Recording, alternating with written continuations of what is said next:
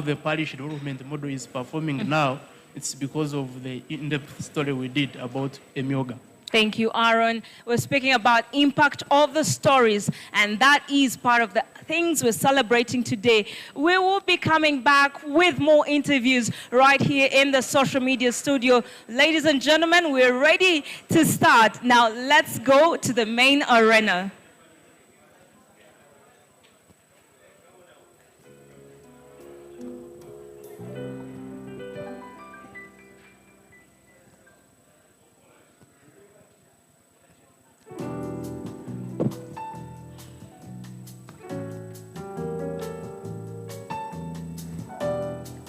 Ladies and gentlemen, good evening. Good evening to you all. And like the lady just said, welcome to the main arena. That is actually here. If you haven't yet been invited to the social media space, you will be invited very soon because we'd like to get your views on tonight.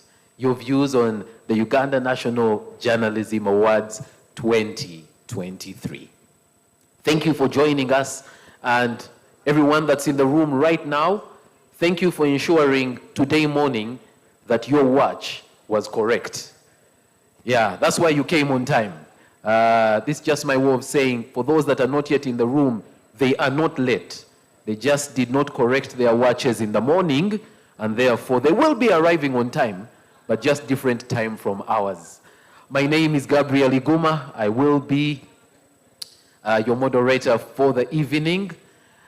And to be very honest with you, a couple of years ago, I used to sit on that side and wait in anticipation to know if my name was going to be called out as a winner.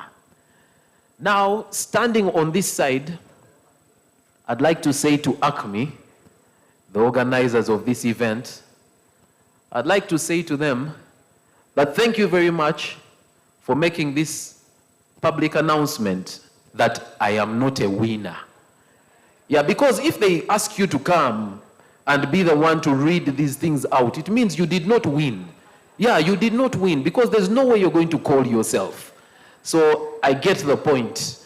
I did not do well enough this time round, and we're going to celebrate those that did exceptional stories. So ladies and gentlemen, I hope you're ready to celebrate with me exceptional journalism.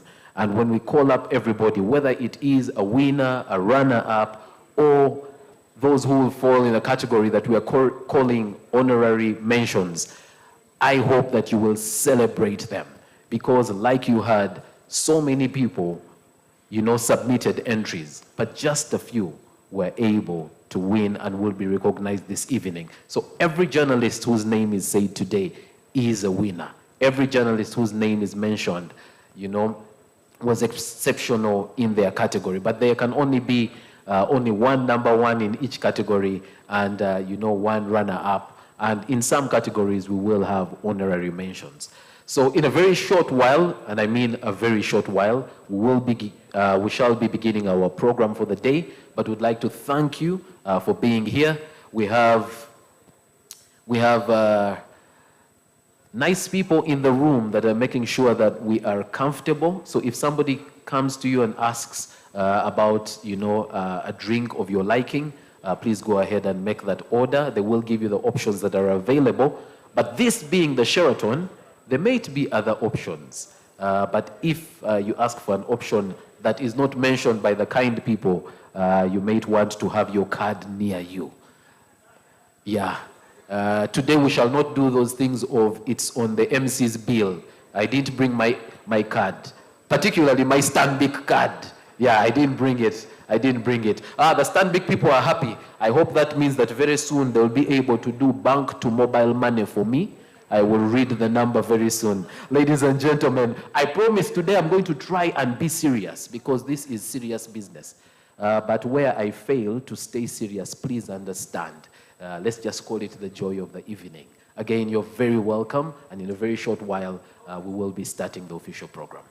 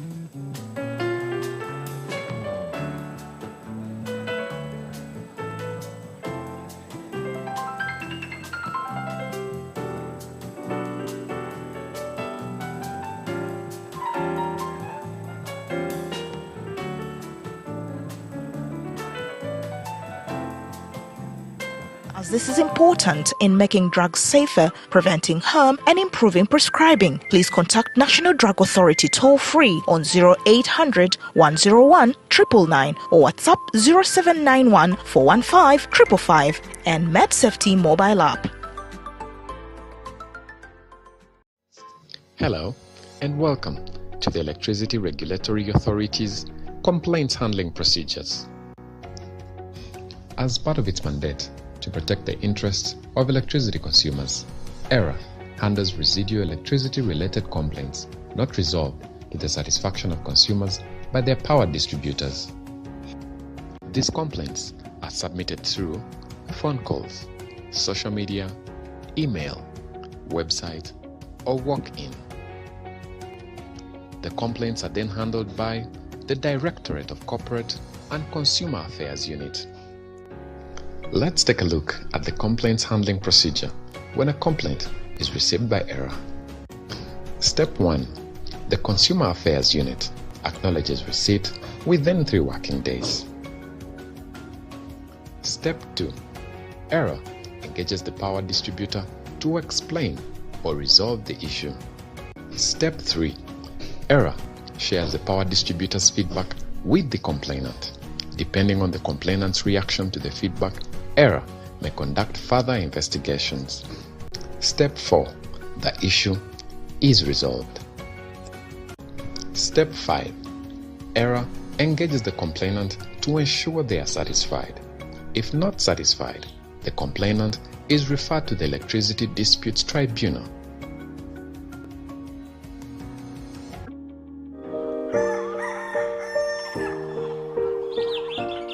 Everyone wakes up to a day of hard work. To get hold of that new opportunity in order to live a better life. And everyone deserves a chance to change their circumstances and rewrite their story. Be inspired by the future, imagine it and live it. To shape the future and be able to withstand life's surprises. To ensure that tomorrow will be a better day. Now you can. Now you can. Now you can. Now you can. Now you can. Secure their future. The NSSF Amendment Act now requires all formally registered employers to make monthly NSSF contributions for their staff regardless of the number of staff they employ. NSSF, a better life.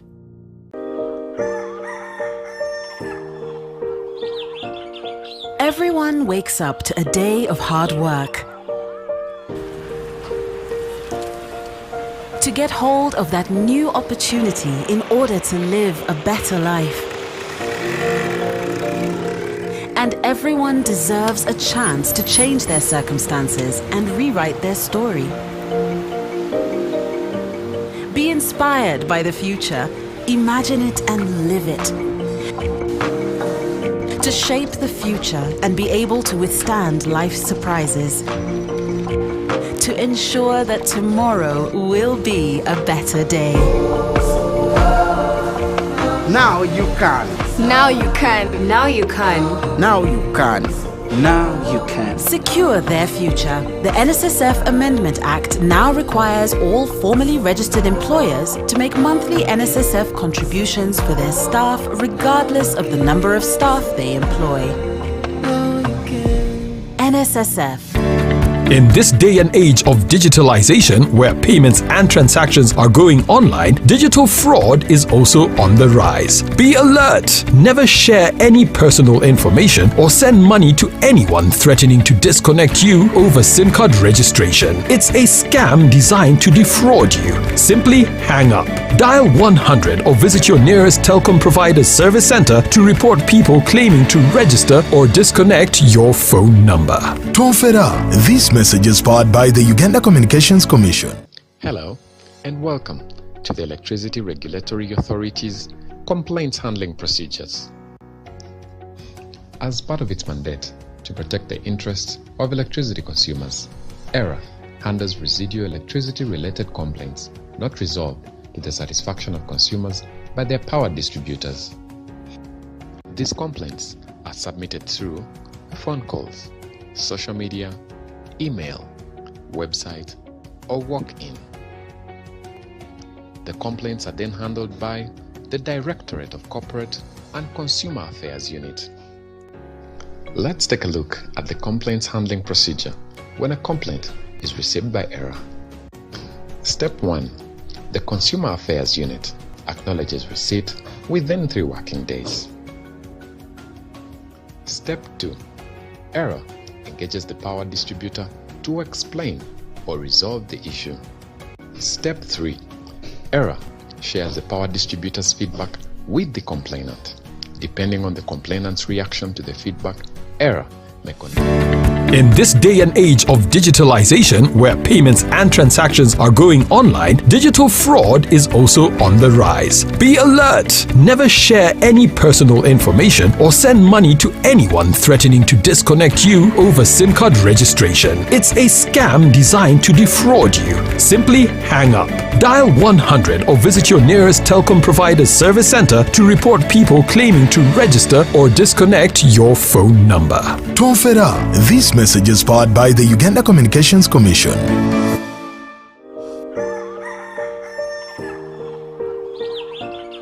Everyone wakes up to a day of hard work. To get hold of that new opportunity in order to live a better life. And everyone deserves a chance to change their circumstances and rewrite their story. Be inspired by the future, imagine it and live it. To shape the future and be able to withstand life's surprises.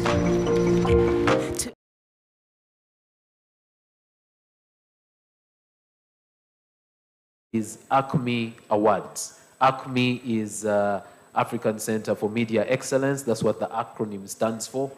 So ACME Awards and UNJA 2023. Those are the 2 hashtags we will be using. Ladies and gentlemen, I'd like now to ask that each of us takes our seat because we're going to officially start our program.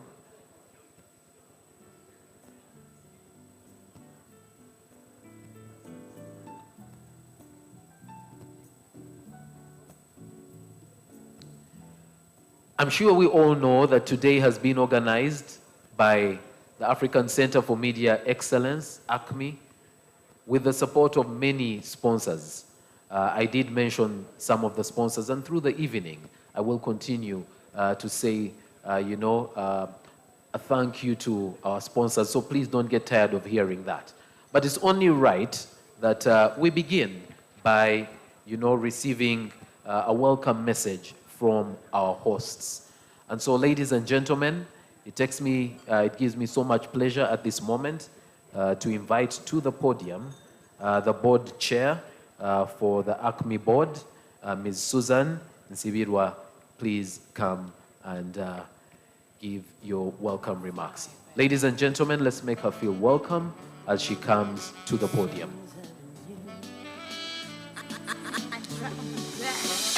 Yeah, in other languages, Have you experienced any us side clap. effects after taking your medicine? Report to National Drug Authority, as this is important in making drugs safer, preventing harm and improving prescribing. Please contact National Drug Authority toll-free on 0800 101 999 or WhatsApp 079.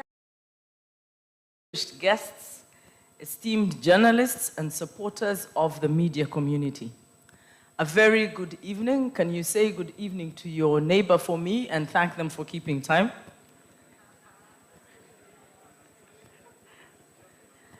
And again, it gives me great pleasure to welcome you to the Uganda National Journalism Awards Gala, an event that celebrates the very essence of our democracy, and that is a vibrant and free media. I am honored to stand before you as the chair of the board of the African Center for Media Excellence, popularly known as ACME, to celebrate the best and the brightest in our Ugandan journalism. Ladies and gentlemen, I want us to acknowledge the presence of our esteemed chief guest, His Excellency Jan Sedek, the ambassador of the European Union to Uganda. He's not yet here? Okay. Do we fine him for not keeping time? Okay, so we will acknowledge his presence later.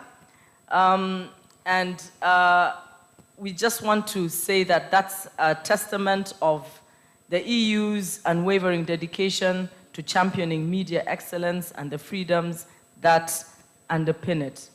We recognize the commitment that EU brings to nurturing the growth of journalism and sustaining the invaluable work that ACME does. I want to recognize all of you, our distinguished guests who have taken time out of your schedules to join us here. Thank you so much, and we look forward to a bright and colorful evening.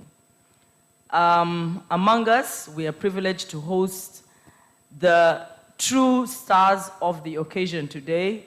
Those are the journalists whose exceptional work has earned them a place on the short list of honorees for the Uganda National Journalism Awards. And I really want to say thank you again, each and every one of you, for being part of our celebration this evening. The Uganda National Journalism Awards are the largest, most prestigious celebration of journalistic excellence here in Uganda. This 9th edition of the awards continues an important tradition of acknowledging outstanding journalistic achievements and celebrating what these awards represent. A commitment to shaping narratives, enlightening societies, and fostering a culture of accountability. Before we turn to the heart of tonight's celebration, allow me to introduce the African Center for Media Excellence to those who may be joining us for the very first time. ACME is a champion of professionalism in journalism in Uganda and across Africa. Our mission is to support the media in Africa to become and remain reliable and credible as independent sources of information, effective watchdogs, and vibrant forums for public debate. Since ACME was founded in 2009, we have trained more than 3,000 journalists, equipping them with skills that they need to dissect complex issues and encouraging them to tell the stories that resonate with our society.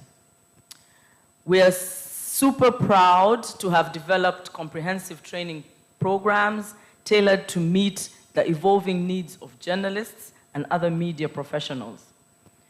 Our training is knowledge-based, and the initiatives that we have equip journalists to engage with and cover public affairs and related issues with rigor, consistency, and depth. And the impact of the training that ACME provides cannot be understated or even overstated, because we see that the training has elevated the quality of reporting, within the respective media houses, but we also see that the significant contributions through insightful analysis, thought-provoking commentary, and investigative reports. In our relentless pursuit of journalistic excellence, ACME has established itself as a dynamic catalyst for meaningful conversations. Through the facilitation of over 50 media dialogues, we've carved out a space for critical discussions about the fundamental pillars of media freedom, ethical practice, and the democratizing role of journalism.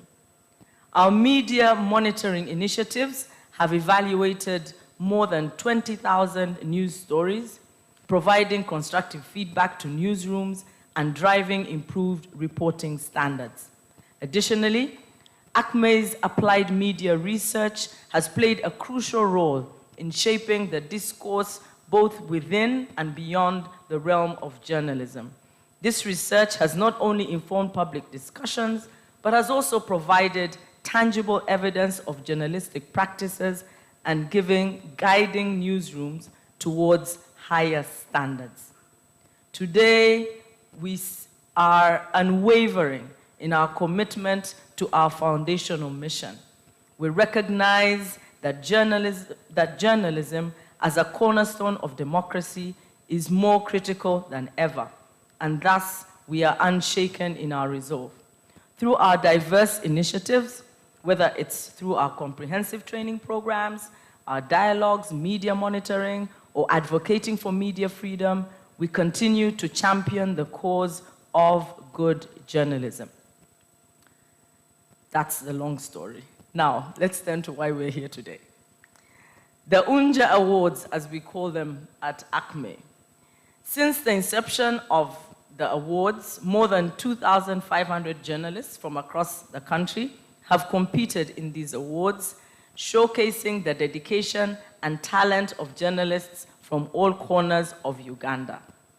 This year, 262 entries were submitted for competition by 183 journalists. More than 20 media houses, from small community radio stations to large media conglomerates, participated in these awards. These awards are more than just a recognition of individual achievement. They are a celebration of the spirit that drives journalists to uncover truths, to amplify voices that would have otherwise remained unheard, and to challenge the status quo in pursuit of progress. Public recognition of good journalism is paramount because it reaffirms the vital role that media plays in upholding democracy, fostering informed citizenship, and holding power accountable. So as we gather here tonight, we reflect on the incredible journey of journalism in Uganda. Our newsrooms have evolved. Our journalists and media houses have persevered through tough economic and political times, and their stories have resonated.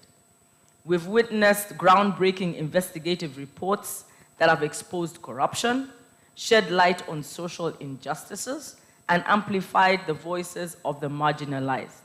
These accomplishments remind us that journalism is not just a profession. It's a responsibility. It's a calling to inform, educate, and inspire our society. So the Unja Awards stand as a testament to this responsibility. We hold them as a platform to recognize and honor the tireless efforts of journalists who very often in quite challenging circumstances bring us the news that shape our understanding of the world around us. So we not only celebrate excellence in storytelling, but we also serve as a beacon of hope for the future of journalism.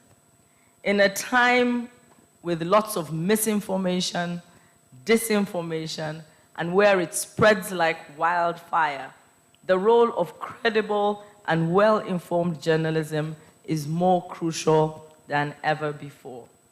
So by acknowledging and rewarding outstanding journalism, we not only uplift the journalists themselves, but we also bolster the very foundation of our democracy.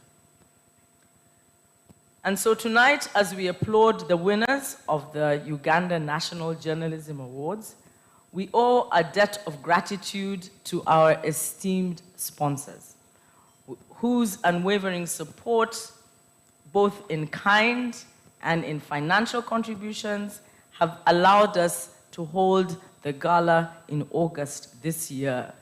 The last one was not so long ago, but as board, we tasked management to bring it closer to the year when the stories are told so that it is more relevant even for the journalists.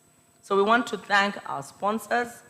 We have premium sponsors this year, the Parliament of Uganda, National Social Security Fund, and Stanbic Bank. Thank you very much, because you believe that journalism should be rewarded. So can we please applaud our premium sponsors? We want to also appreciate the generous support of our growing network of continuing sponsors and those who are making their, it's your first time this year. This network includes CIPESA, CNOC Uganda, National Drug Authority, Twaweza East Africa, Uganda Communications Commission, Total Energies EP Uganda, Uganda Development Bank, Centenary Bank, KCB Bank, Electricity Regulatory Authority, Uganda Retirement Benefits Regulatory Authority, Nile Breweries, Uganda Revenue Authority, the Innovation Village, and Coca-Cola Beverages. Without your generous contributions, the work that ACME does through these awards would not materialize. And so your support goes beyond the event itself, and we just want to say thank you, thank you, thank you very much.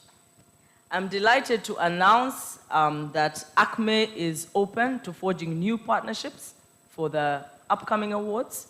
We invite individuals and organizations who share our vision and who share what we want to achieve here.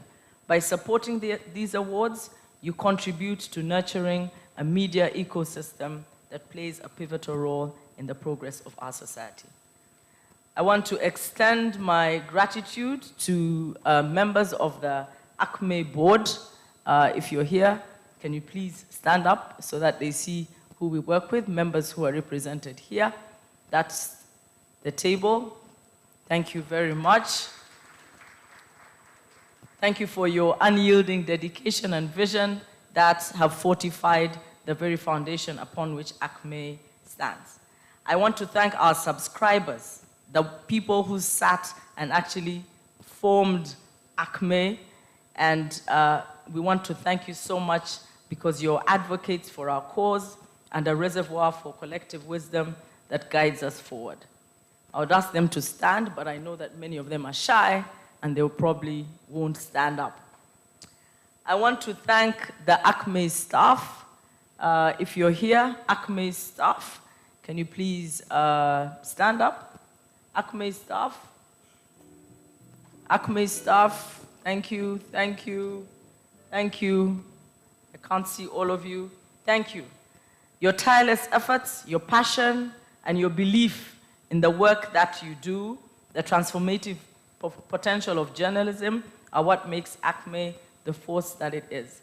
And I really want to acknowledge the ACME staff. The last 2 years have not been easy. Those of you who know what's happening in the NGO world, it's not easy. When the funds start to dry up and the office and the work has to keep going. So please, on behalf of the board, I'm going to ask all of you here to actually applaud the ACME staff because they do a tremendous work. Last but not least, we appreciate the judges who invested their precious time in evaluating the entries and delivered the results that we are going to celebrate today. And before I make my last comment, I would want us to acknowledge our chief guest, who is here now, Jan Sadek, the ambassador of the European Union to Uganda. Thank you very much for gracing us with your presence. So last but not least, I want you to mark your calendars for the next awards 2024. We are marking it in stone right now, Wednesday, 31st July, 2024. We extend an early invitation to our esteemed partners to embark on this journey with us, and to all the dedicated journalists, we encourage you to prepare for the exciting endeavor, because next year we'll be celebrating the 10th edition of the ACME Awards. Ladies and gentlemen, thank you so much for listening to me, and have a wonderful evening.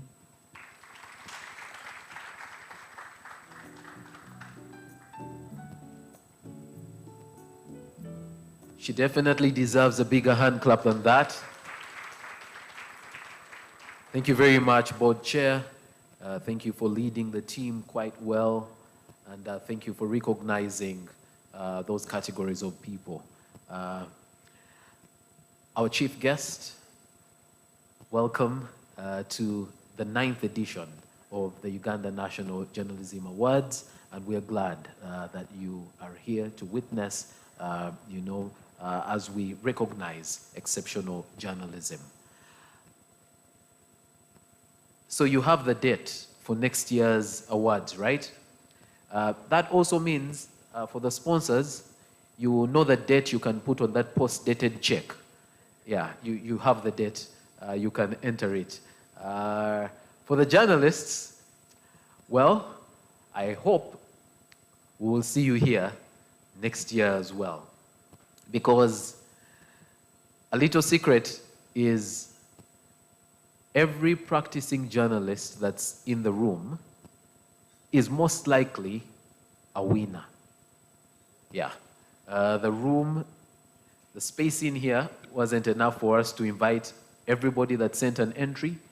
And so almost every journalist that's here tonight is a winner, and we shall be recognizing them. This does not mean that if you don't see me here next year, it does not mean that, I didn't do well again. Hopefully, I'll be called back to do this role if I'm not a winner. Ladies and gentlemen, I'd like to invite, you did hear we have premium sponsors. I'd like to invite to the podium one of our premium sponsors, and that is from Parliament of Uganda, Mr. Chris Obore. Not too long ago, he would have been somewhere else, but now we invite him as a sponsor because, yes, he's climbed up to the ladder. And many of us say, when we grow up, we want to be like you. But no, for some of us, it's if we ever grow up, we want to be like you. Sir, you're welcome. Thank you. Good evening, ladies and gentlemen. I want to thank ACME for the commitment to bring this event to reality in Uganda. I'm happy that I know a little bit about the humble beginnings of ACME, and they have lived to the purpose for which they set up the organization. I'd like to thank the partners that have supported ACME, the journalists who have made it possible by submitting their entries, and by that desire to be part of the team that is supporting ACME in its endeavor to improve the quality of journalism. And all the invited guests, I do appreciate you for turning up. Parliament is very proud to associate with ACME and the Journalism Awards, because improving the capacity of journalists and motivating them to dedicate themselves to do deeper and impactful stories is a noble thing to do. And ACME, being an institution founded and managed by journalists, is the best agency to spearhead this. We support ACME in organizing the Journalist Awards. The desire of Parliament, and let me say the country, is to have journalists technically equipped in the craft of journalism and those with the right attitude to do journalism. We desire journalism that's committed to truth, fair, balanced, in holding the public officials and society in general accountable. I will say that Parliament needs to be held accountable because it's a huge institution of government.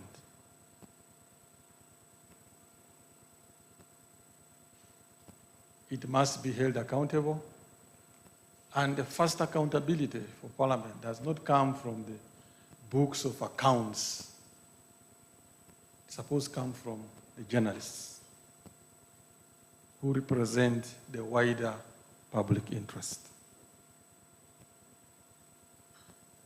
And in holding Parliament accountable, I think we need journalists committed to the journalism creed.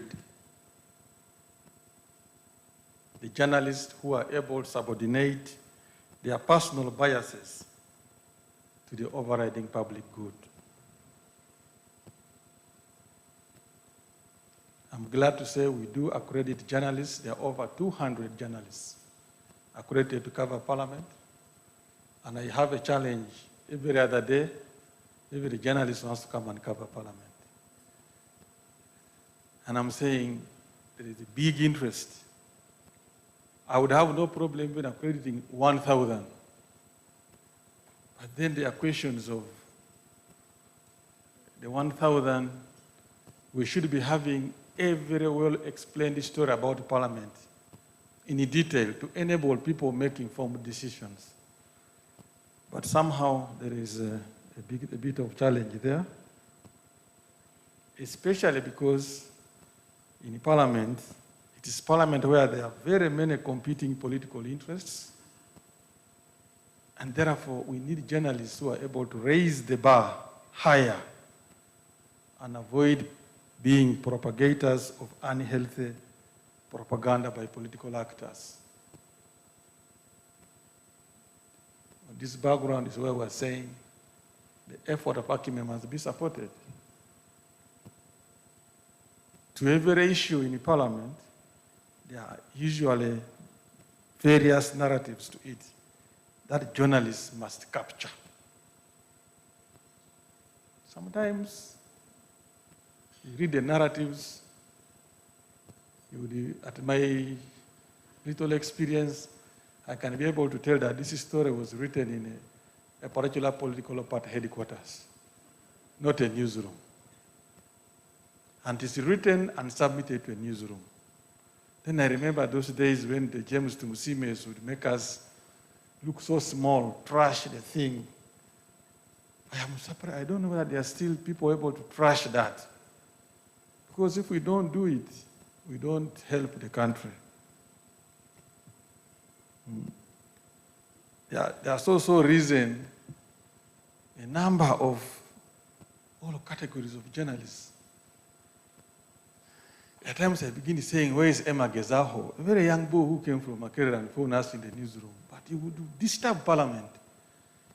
I must tell you, there are times I sleep because I know what will happen is just the usual narratives. So ACME is doing a great thing.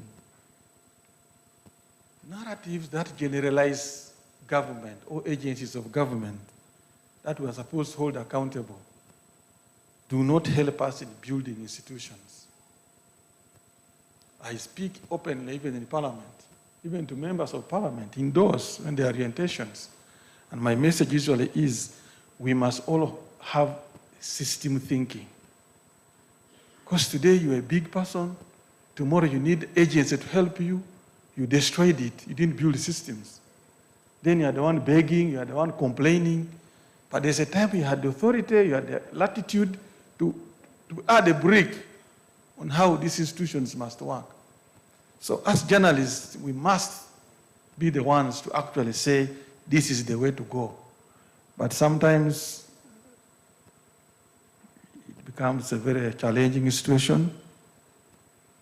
Of course, it's safer to dig the facts and allow the facts to talk.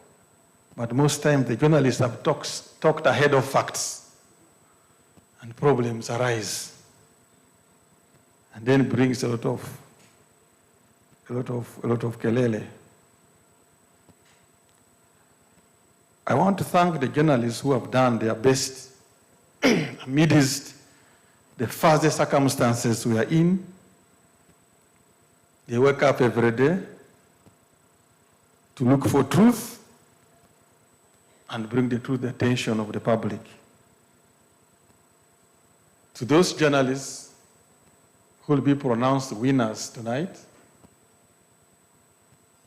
I want to sincerely recognize that effort and congratulate you in advance. It's not a mini task. Tonight is not an occasion to discuss the trials and tribulations of journalism. It's an occasion to celebrate you, whose effort has been recognized by peers. I want to congratulate you in advance. And those who may have submitted entries and will not be announced winners, you are not losers. Your story is a few facts away from being the winner. Dig the facts. We will be here next July, as announced by the board chair. You could become the winner. So there's no loser tonight, in my view. Journalism is a knowledge-intensive, professional endeavor, and to be recognized for it in our further circumstances is no mean feat. Ladies and gentlemen, let's clap in advance for the winners to be.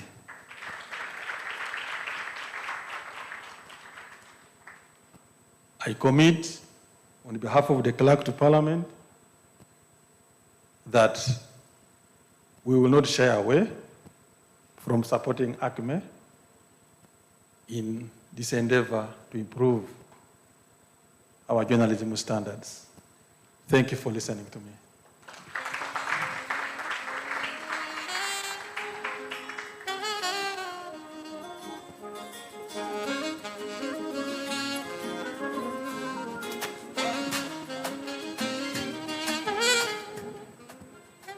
Thank you very much, Mr. Chris Obore from Parliament of Uganda.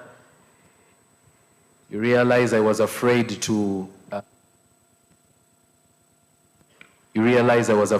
cut him short just in case I will need accreditation. Yeah, so I couldn't tell him, sir, the 5 minutes, yeah. But being a former journalist, he definitely has got loads and loads of wisdom to share. It is true that we live in an age where there's a flood of information, and it's the journalists who serve as a compass, guiding us through the relatively volatile currents of things that happen. Today we celebrate journalists that take that job very seriously, journalists who seek the truth, even when it is difficult to find the truth.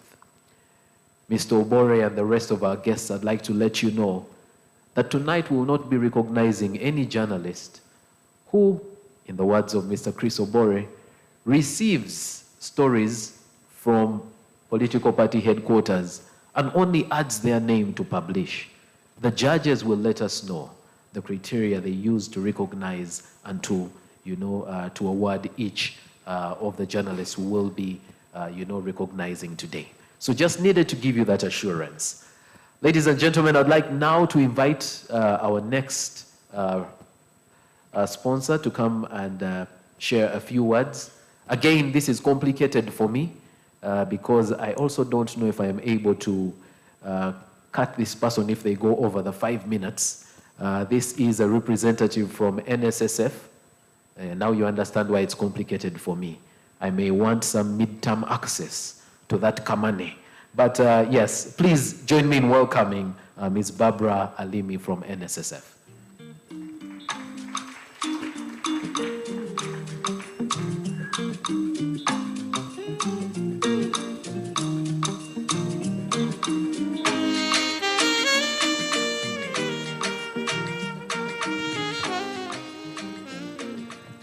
That was a very good one on midterm access. Good evening, ladies and gentlemen. Our chief guest, our board chair of the Africa Center for Media Excellence, our journalists present. I think those who have submitted their entries must be, having butterflies in their stomachs as they anticipate whether they're the winners for the evening, but someone said we are all winners. I salute you all this evening. NSSF is very honored and privileged to partner with SCM for these awards. And majorly because the fund is a strong believer of excellence. And we have seen the quality of reporting improving. We have seen the stories becoming richer. And we really strongly believe that journalists have a big role to play in shaping the narrative for the African continent, and also shaping our nation, Uganda, and also from a selfish point of view, driving the agenda for social security in this country. So we are very, very privileged to actually partner with the media fraternity and the Africa Center for Media Excellence for the UNJA Awards. We have also noticed that specifically the area of financial reporting is an area that requires a little bit more focus. And so we think that as we come on board for these awards, we are also deliberately trying to shape the narrative in the area of financial reporting, because the fund, of course, as you know, we're in the pension sector and majorly concerned with whether you can actually see through what we are reporting, our numbers, and hold us accountable for you and, your money.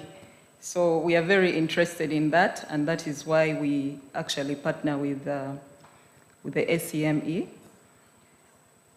So I am looking forward to seeing the winners, and I hope some of you winners have actually been journalists that we work with. I'm very interested in the winners in the business category and those who have been reporting and holding business people in this nation accountable. Going forward, this is, of course, the second time we are coming on board, but we will continue to support these awards. And we can also partner with SCME to focus on financial literacy, because what we realize is that most of us have a thriving career, but after that, when you meet us, we are shadows of what we were when we were working, and that is because of a component of financial literacy.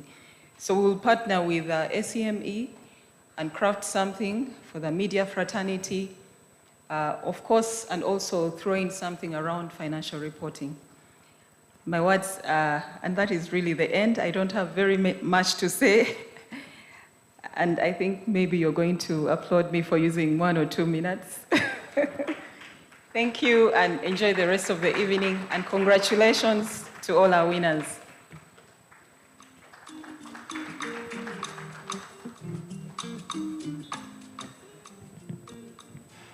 Well, thank you very much for those words. And I'm sure ACME is going to take you up on that offer around business reporting. Because yes, and also, on financial literacy for the journalists. So yeah, thank you very much, and for using the time quite well. It made it easy for me, but please remember the name, Gabriel Iguma, just in case there's an application for midterm access.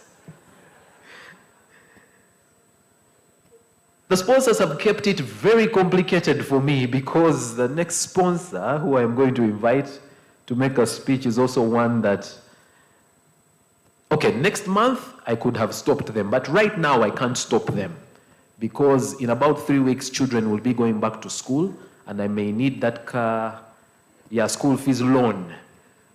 So it's very easy to know that now we're inviting Stanbic Bank to come give their remarks. So ladies and gentlemen, join me in welcoming the board chair of Stanbic Bank.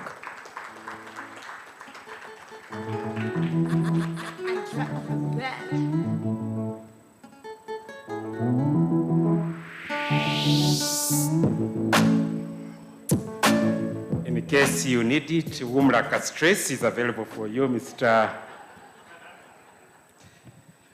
Our hosts, the board and executive director and the entire team of the African Center for Media Excellence, our chief guest, Ambassador Jan Sadek, and head of the European Union delegation in Uganda, all finalists of the 2023 Uganda Journalism Award here tonight, the distinguished panel of journalists, all fellow invited guests, ladies and gentlemen, a very good evening to you all.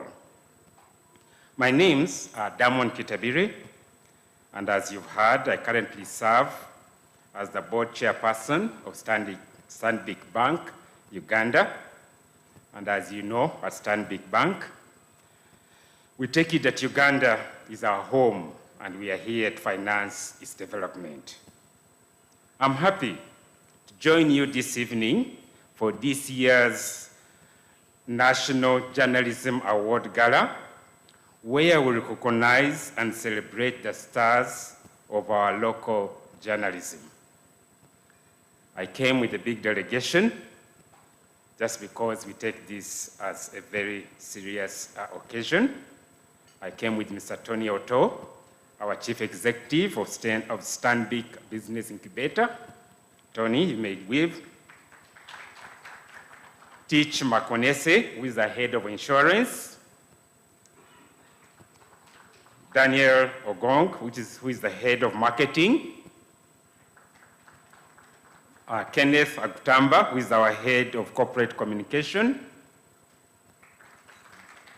We were supposed to come with Maureen Komugisha, our head of marketing manager for Beyond Bank subsidiaries. I think she's on the way.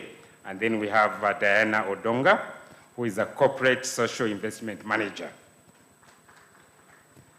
I bring you a very warm greetings from our chief executive, Anne Juko, who had intended to be here tonight but couldn't make it. She is a big supporter of these awards. Personally, I must tell you that I'm an ardent consumer of news in all its forms, from the TV to the radio to newspapers and online. So I'm looking forward to seeing whether some of those faces that keep us glued every evening and those voices and bylines that I see every day get to shine tonight, but let me congratulate them all in advance. As Stanbic, we are proud to be a leading sponsor of this year's awards because as a bank, our country, as our country's largest commercial bank, I acknowledge that Stanbic Bank is a key driver of news.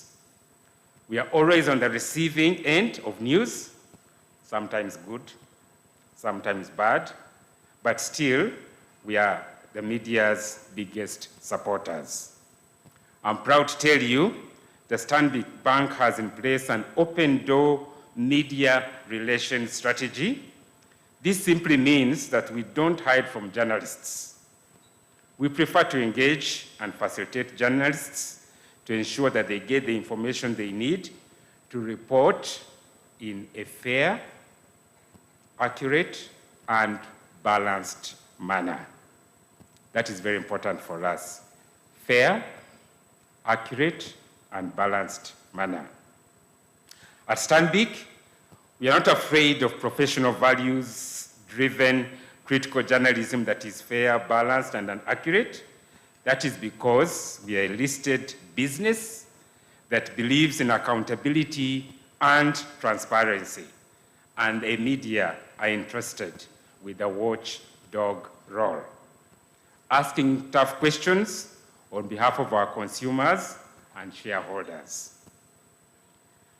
What we fear, in fact, what we all fear, is wanton quack journalism that is devoid of values, that are thriving on malicious, sensational, distorted information. And I'm sure this is not just journalism, this is not just Stanbic. I think all of us don't want that kind of journalism. This sort of journalism hurts the reputation of brands and individuals and doesn't correctly inform or educate. It is counterproductive. At Stanbic, we don't believe in lamenting about challenges. We believe in leading with solutions. So for those of you who were here last year, you recall that our head of communication, Ken, whom I introduced, Magtamba, made a pledge on our behalf to sponsor the Stanbic Shield of Journalism Award. I'm pleased to announce to you that this year, we have fulfilled that pledge. The Stanbic Shield of Journalism is now a reality. The Stanbic Shield of Journalism Award is our contribution to promoting professional ethical values led by journalism that embodies fairness, balance, humanity, and accuracy. But why a shield, you may ask? Well, because it's a symbol of defense, and we need our defenders of professional values and ethics, not just in journalism, but in all professional trades, be it banking, leadership, education, etc. The inaugural Stanbic Shield of Journalism will be tonight's biggest award and will come with a cash prize of shillings 5 million. It will go to an individual journalist that the judges will have decided most embodies the professional and ethical values of journalism. Going forward, we would like the Shield of Journalism Award to be won by a media institution because we believe they are the ones with the responsibility of ensuring these values in their journalists, but we also believe in building institutional capacity. We shall work with Dr. Lugarabi's team to evolve in that direction next year. For this year, it is my singular honor to officially unveil the first Stanbic Shield of Journalism for 2023. May the most deserving professional walk away with the shillings 5 million and the shield to defend and promote professional values-driven journalism. For God and my country, let's have a good evening.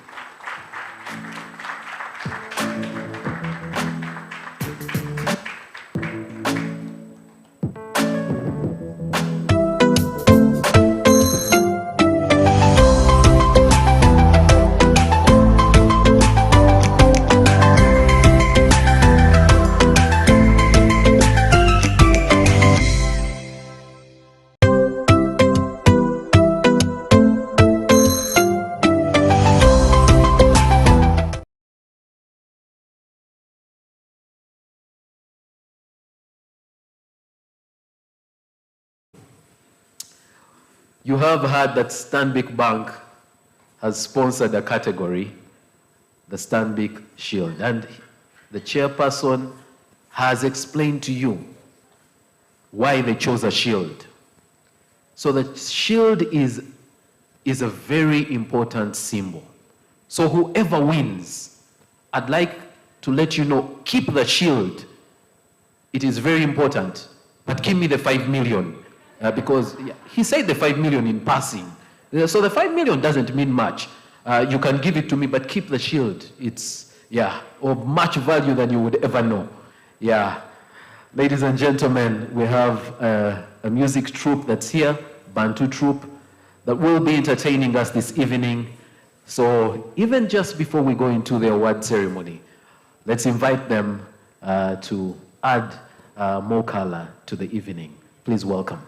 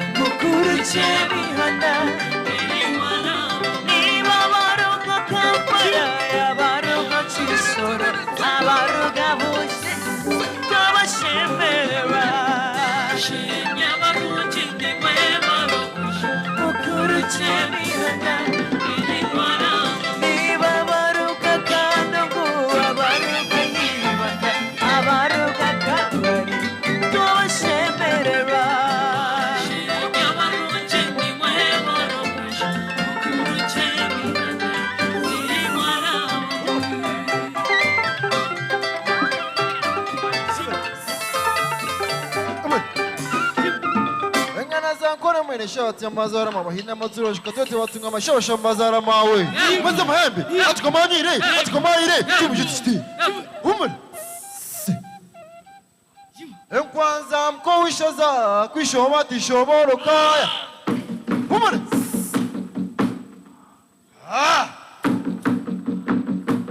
Okay, jump to my Gwena, Mama.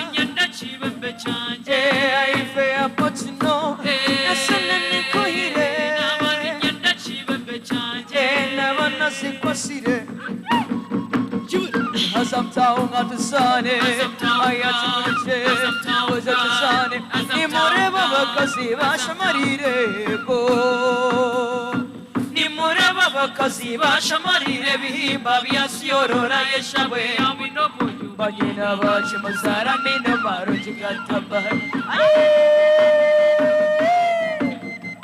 chirere chireje chirere chirere nachgambe chakasane nyachere ino yasana maramu mashisha tar maramu tari tempera shtamo yari sobar yari tembar sobar yari sura nachtina murere chirere chirere nachgambe chakasane nyachere ino yasana maramu na bana bahura nimwenda kurigira omusinde yenyibazo wagumisa tiri kengoma zabantu chirere nachgambe chakasane nyachere ino yasana maramu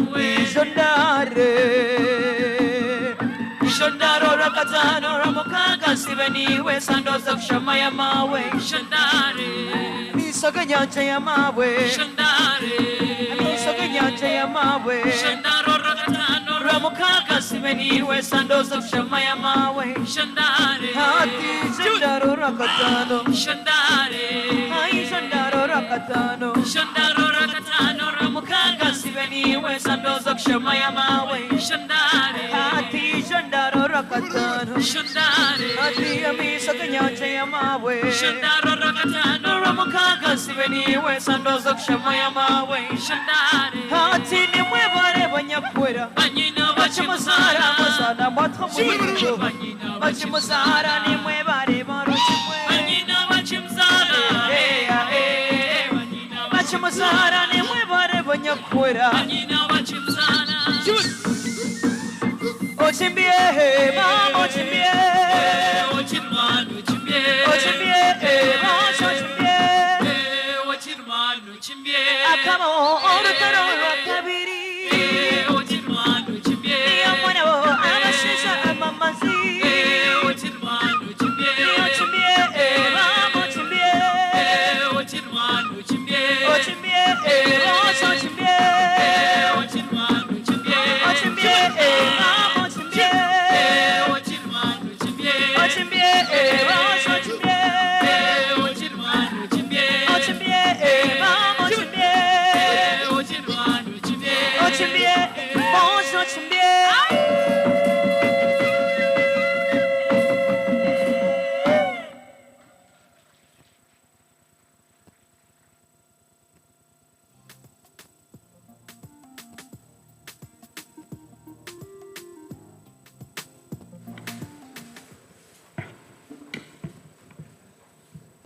After dancing like that, you will be on the food line fast. Yeah, you need to get that energy back. And some of us in the room, if we were asked to do quarter of that dance, would live on stretchers. So guys, we appreciate what you do. Good job. Thank you very much. Ladies and gentlemen, I'm sure it goes without saying, or there's no need to remind you that this is an award ceremony. And in a very short while, we are going to start calling out the winners. But it's very important that we get to understand how we reached the winners. We have a panel of judges, and we will now hear from a representative from that panel of judges to just give us a few insights into, how they reached the finalists. Because like you heard, 260 entries, or more than 260 entries, about 183 journalists, submitting. How did they get to these winners? So ladies and gentlemen, invite with me to the podium to represent the judges, Mr. Benson Herbert Oluka.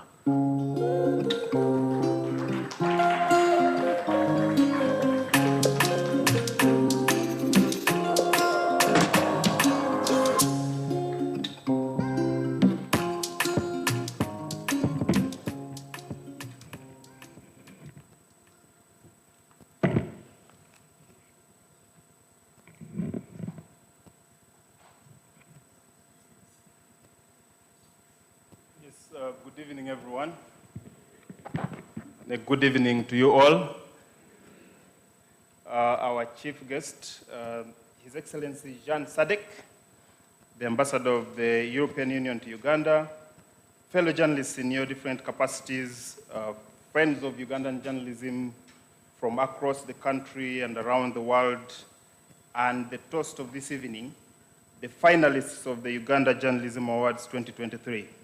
I greet you all on behalf of all the awards judges and welcome you to what promises to be a wonderful celebration of the best of Ugandan journalism.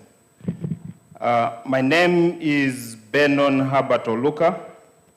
I work with the Global Investigative Journalism Network as the African editor.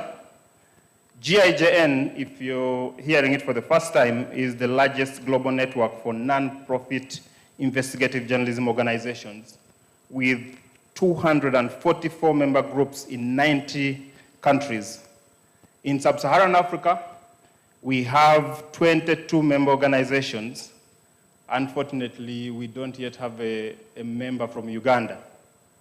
And that has been a source of a bit of shame for me that up until now, I've been with JJN for 4 years, up until now we don't have a member organization from Uganda. So I'll take this opportunity to invite non-profit media organizations that are involved in investigative journalism space, Solomon Serwanja, ACME, and others to prepare and become members of GIJN. I should at least have a member from Uganda before I vacate that space. I'm also a multiple winner of past Uganda National Journalism Awards, and I think it's a testament to the longevity of the UNJAs that a year shy of 10 years since ACME launched these awards, a former UNJA winner stands before you today as the chief judge or as a representative of the judges.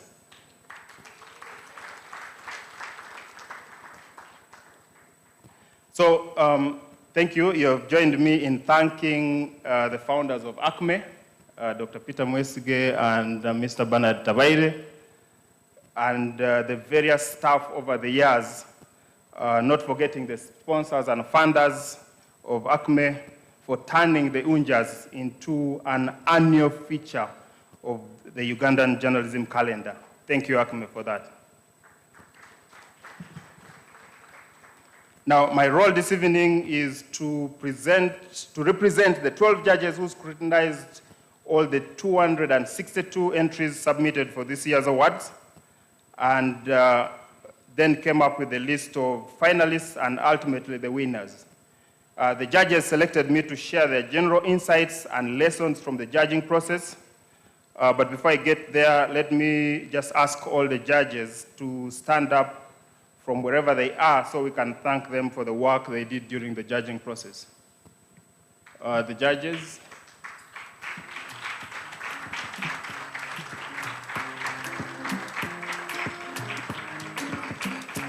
I will not name each of them, but if you turn to page 8 of the program before you, you'll see the names of all the judges, and they are drawn from different capacities.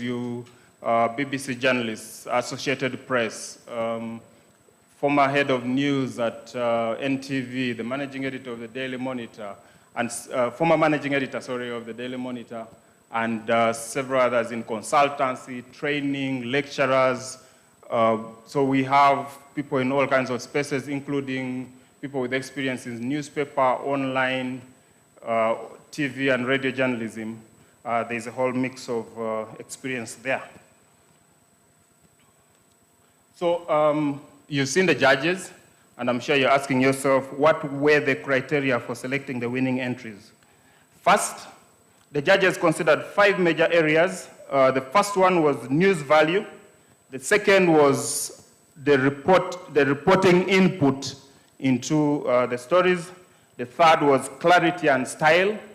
The fourth was accuracy and completeness of the story.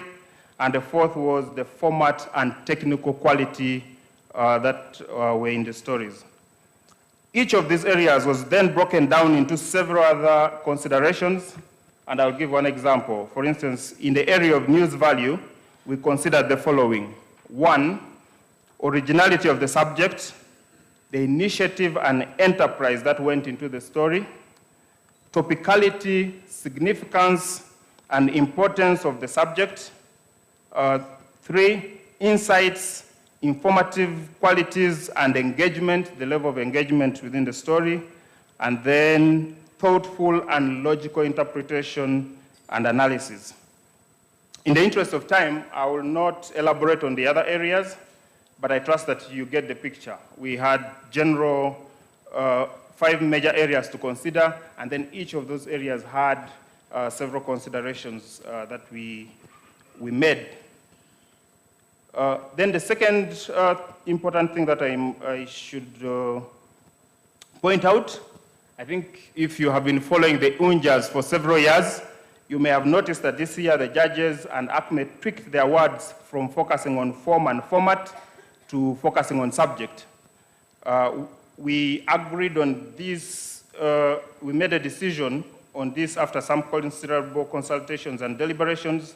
So I think I'll just take a little bit of time to explain the rationale behind this decision to make that change. As you know, journalism evolves continuously, but that evolution has been more rapid over the past 10 years, or so than ever before, and this is largely thanks to the digital and social media revolution happening around us. There's a lot going on.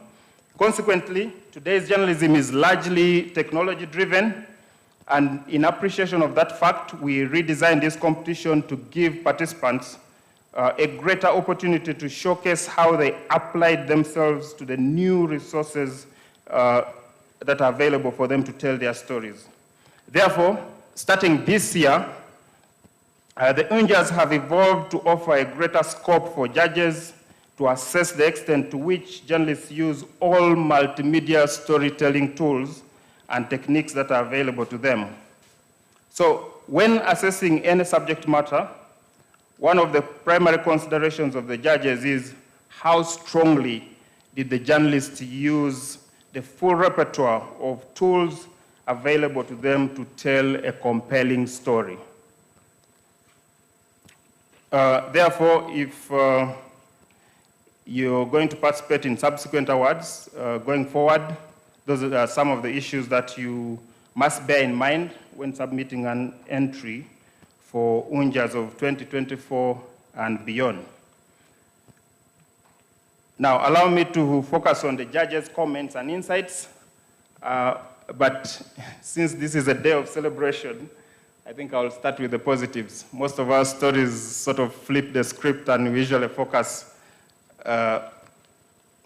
We start with the bad news, but I will start with the positives, and here is what the judges liked from the best pieces they judged. 1, several judges appreciated the originality of some story ideas and the depth of the reporting that went into it. To give you an idea of what the judges found compelling, let me quote one judge who said, and I quote, "The best story I judged was about an issue that might be considered of moderate public significance, and this issue is petty theft. The story's main strength was the reporting effort deployed by the journalists. They treated it like a matter of extreme national importance, spending days in the field observing their subject, discreetly engaging the perpetrator and his victims, doing undercover reporting, and deploying multimedia tools, and so on and so on. I especially appreciated the closing confrontation with the main perpetrator to give a chance to him to explain himself. And this was the only undercover story in the set I judged to do this. This coming clean helps absolve journalists of the duplicity that is innate to undercover reporting. It accounts for the lie by showing both the subjects and the subjects of the story and the audience why it was important to do this, why it was important to go undercover. None of the other undercover stories took this into account, but this story, which this judge was commenting about, did this. Another judge appreciated the investigative rigor and reporting input into a particular story. In this case, a reporter doggedly and persistently pursued the facts even when their patience was heavily tested. That story took about 4 months of relentless reporting to complete, and the reporter's effort was evident in the comprehensive piece that they eventually came up with. 3, another positive aspect of, that the judges found was that significant progress has been made, especially in non-traditional news bits. There was a pleasantly surprising level of depth in reporting in categories like energy, urbanization, and even business. There was an evident commitment from the reporters, and with sustained guidance and investment in journalism, the quality of the reporting of these non-traditional news bits can only continue to improve. However, the 2 bits of politics and defense were noted to have performed below par, with straight news stories largely saturating news coverage. I guess this is understandable. Such stories offer prominent, attention-grabbing headlines for news organizations, but it also has a downside to it. And this downside is because reporters in these bits dominate front pages and the main headlines, they sometimes become complacent or develop a sense of having made it. As a result, few of them go out of their way to explore deeper reporting, and we wanted to point this out because we want to challenge them and the editors to review their approaches to covering these bits. 4, for some other stories, what stood out was the clarity of the story packaging and the journalistic flair that the reporters deployed. For radio and television pieces, the judges appreciated the efforts to infuse color and ambient sounds and videos into the story. There was one particular story that caught the judges' eyes, and this was a story on sexual violence, and one judge said this about that story. And I quote, "The clarity of the storytelling allows the audience to grasp the intricacies of the survivors' experiences and the community's role in their healing process. The accompanying music enhanced the narrative and provided a complementary backdrop that resonated with the emotions conveyed through the storytelling. The story captured the power of storytelling that champions the voices of those who often remain unheard. By focusing on the victim's perspective and combining different storytelling techniques, this narrative succeeded in raising awareness and shedding light on a crucial issue that demands attention and understanding." 5, the judges also emphasized the importance of making sound ethical decisions when doing your story. While most of the stories had no significant ethical issues, some had the potential to harm the subjects because the reporters and editors did not protect them. One example is a TV story where the journalists, covered up the face of a minor they were writing up, of a minor they were doing the story about, but then they used an image where the mother's face was clearly visible to everyone, and where the mother actually named the victim.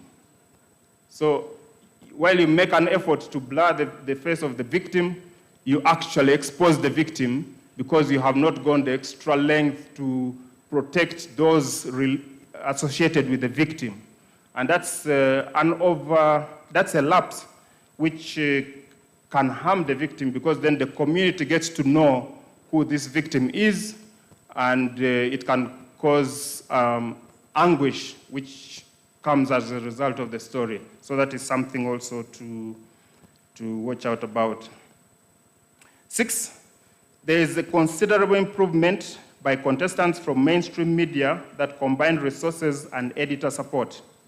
Independent content producers working with civil society organizations also manifested improved stories.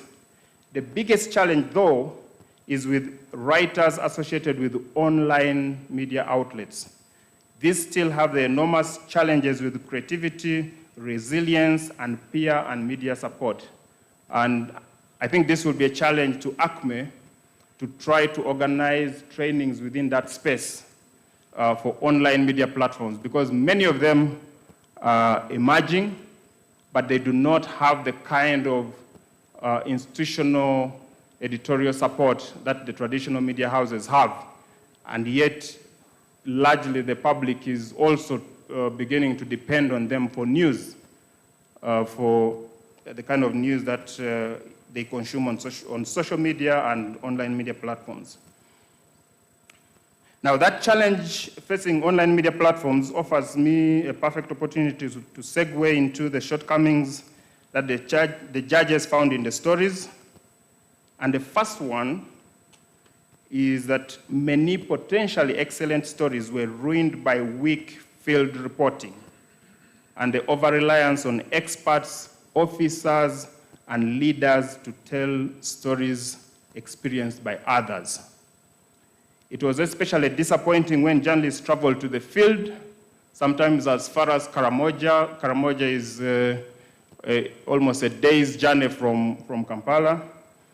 And they had ample opportunity to engage ordinary people living the issues that they were reporting about.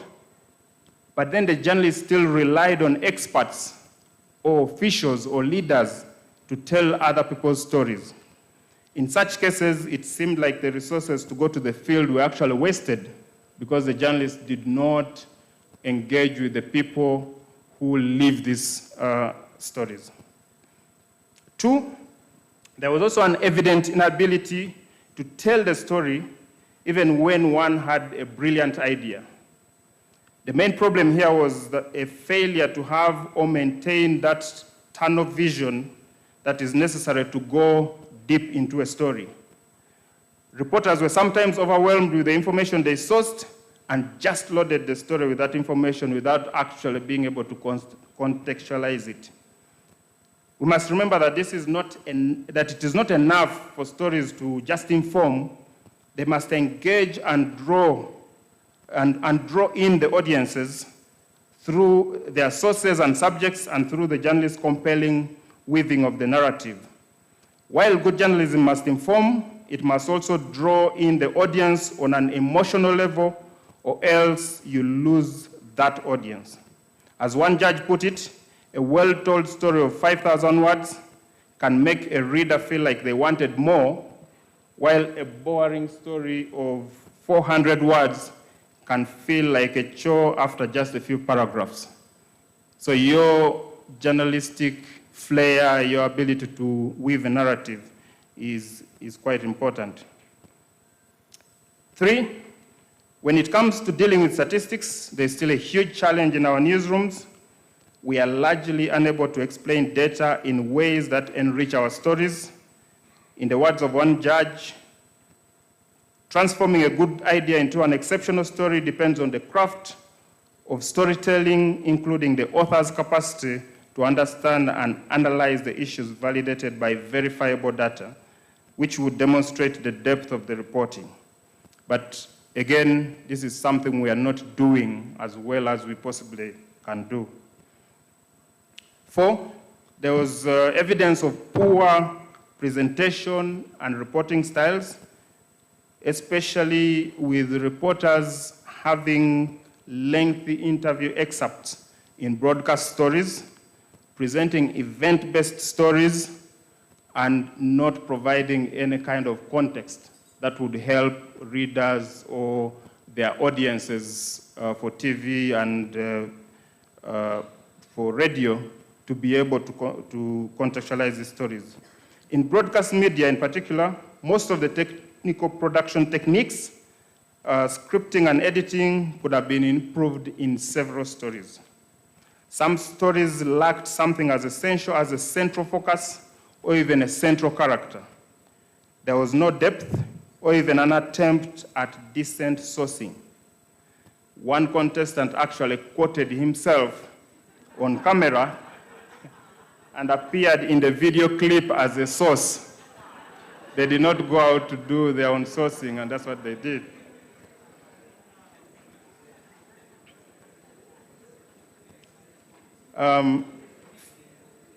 Five, there is, as one judge put it, a lack of multimediality in our reporting, in our story or content packaging, in our story presentation, and in the distribution. So all those four elements, reporting, content packaging, presentation, and distribution, there can be multimediality. By multimediality, I mean you can use different forms of story presentation. But this was not evident. This was not seen in these stories. People were not using a combination of audio, text, video, and others. So there were limited attempts to utilize the new technologies like open source investigations, data mining, and others to enhance reporting and story production and presentation. Many media organizations opted for text-heavy stories, even when they were circulating those stories on online platforms that offered them more opportunities to utilize more elements of story production like video, infographics, audio, and others. And this is something I think we need to pay a lot of attention to. Finally, our general assessment was that when we compared this year's entries with those of 2022, it is apparent that the quality of journalism in Uganda has not seen much significant improvement. We think this is not just down to the strengths and weaknesses of individual journalists. It also says something about the gatekeeping, mentorship in newsrooms, and the level of investment into editorial content development by media organizations. Therefore, as a starting point, we recommend that editors and news managers should take time to review the performance of submissions from their media houses to these awards, because these also reflect on the quality that is in-house. Poor performers, as we found out, obviously needed more editor support and guidance because the stories that went out there, someone obviously approved that content, and when we look at that content, we could see that there are a lot of gaps. So there's a need for more editor support, and I think the starting point, as we agreed as judges, is for the editors to review their own stories, to seek out the judges and have discussions about the areas they feel they want to know needed improvement. And I think, again, this is a challenge to ACME to organize some kind of post-awards engagements that rope in reporters, editors, judges to have discussions that will help to move our journalism forward. To the media organizations, we say this: journalism is an ecosystem. Journalists can only thrive within the structures that allow them to grow, to innovate, to experiment, and to explore. Journalism rises and falls on the strength of the content that is produced, and yet journalists can only work with the tools, resources, and editorial support mechanisms that you offer them. Please continue to invest in these things, continue to strive to innovate, and offer room for your journalists to use the best tools available out there for them to do their job as well as they possibly can. In fact, because of some of the conceptualization challenges within media organizations about journalism and digital transformation, the judges decided not to award the 2 institutional category awards that had been lined up for this year. We have tasked ACME to do more sensitization around these awards so that next year, when a fresh call for entries is made, media houses can actually submit more competitive entries. In the meantime, we ask the media houses to do some introspection about whether they are deliberately and systematically building their platforms in terms of the personnel, technology, and resources to be able to innovate in this fast-evolving media landscape of today. In closing, allow me on behalf of the judges to commend once again everyone who entered their work to the UNJA 2023 contest. We celebrate you because you were confident and brave enough to put your work out there for scrutiny. And that alone demonstrates your faith in your abilities as a journalist. And we applaud that decision. Thank you very much.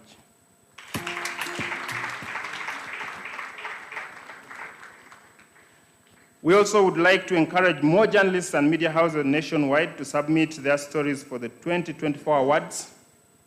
Remember that next year marks the 10th anniversary of the UNJAs. So, fellow journalists in every corner of Uganda, if you have never dared to submit your work for this award, there could not be a better excuse next year. At least say that I submitted my stories to the 10th UNJA Awards, because it's going to be a landmark year for these awards. As they say, the more the merrier, and we look forward to receiving more than twice as many entries next year as we did this year. Thank you very much, and congratulations everyone for making this wonderful day happen. And we look forward to seeing who will be crowned winners. Some of us are privy to this information, but let's wait and see how it happens as we celebrate the best of Ugandan journalism this year. Thank you. In an age of digitalization where payments and transactions are going online, digital fraud is also on the rise. Be alert! Never share any personal information or send money to anyone threatening to disconnect you over SIM card registration. It's a scam designed to defraud you. Simply hang up. Dial 100 or visit your nearest telecom provider's service center to report people claiming to register or disconnect your phone number. Tofera, this message is powered by the Uganda Communications Commission.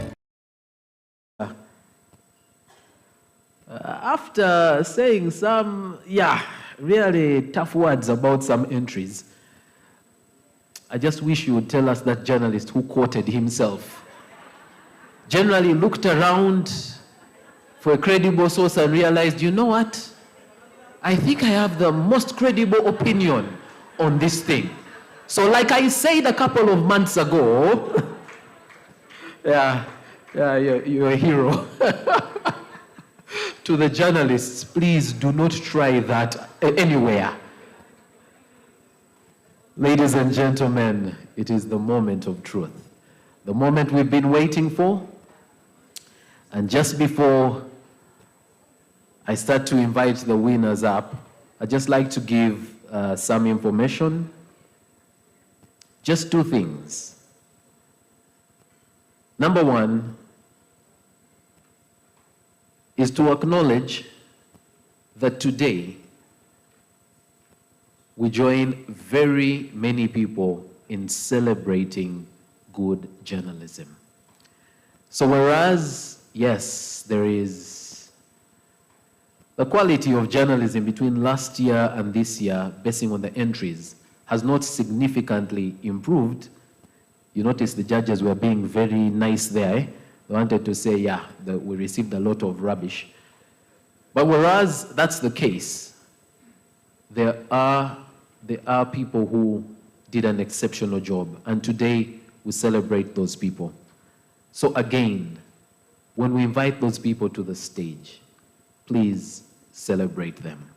What the judges have not told you is the circumstances under which many of these journalists do those stories. Certain times they go an extra mile and even put themselves in danger. Other times they go against what their editor has told them, because they know that there is a fact that is central to the story and they have to find it. And many times they do not get remunerated for that. So when we call them up, please celebrate them. The second thing I'd like to say is the tradition has been that we have a winner, a first runner-up, and a second runner-up.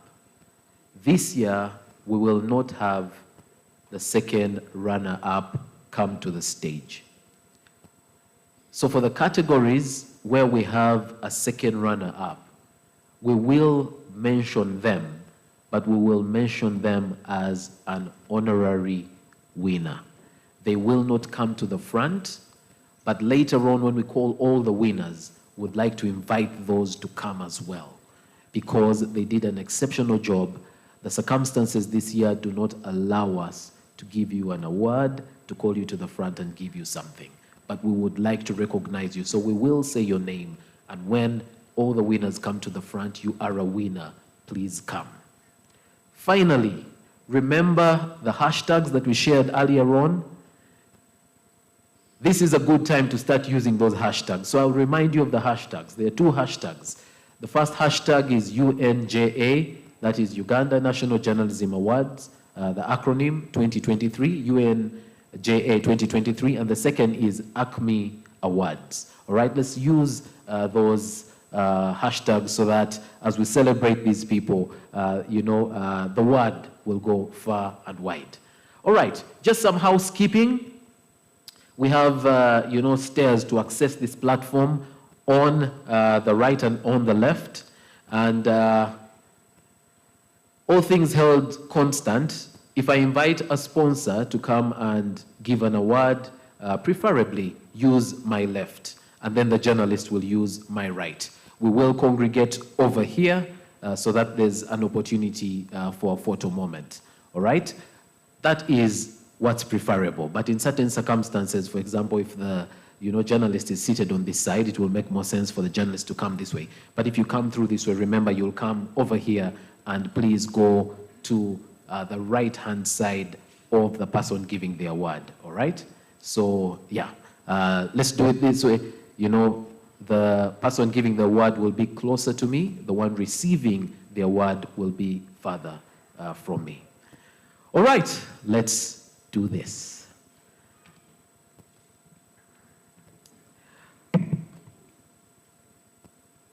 Meet your business targets. Advertise with Vision Outdoor and put your brand in the spotlight. Contact us on 080. Winners in the agriculture reporting category. I'd like to invite to the stage a representative from Centenary Bank to come and give this award. Representative from Centenary Bank, if you could come and take the stage.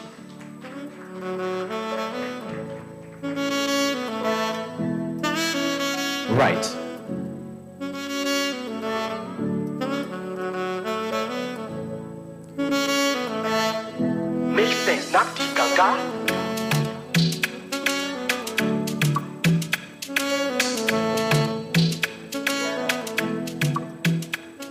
So the winner of the Uganda National Journalism Awards Agriculture category skillfully employs diverse sources to represent multifaceted perspectives. The journalist constructed a coherent narrative that seamlessly progresses from farmers to agricultural officers to legislators and political heads to present a holistic view of the subject. Ladies and gentlemen, the winner, and this time I'm starting with the winner. The winner in the agriculture reporting category is David Chiengo from CBS FM Emanduso.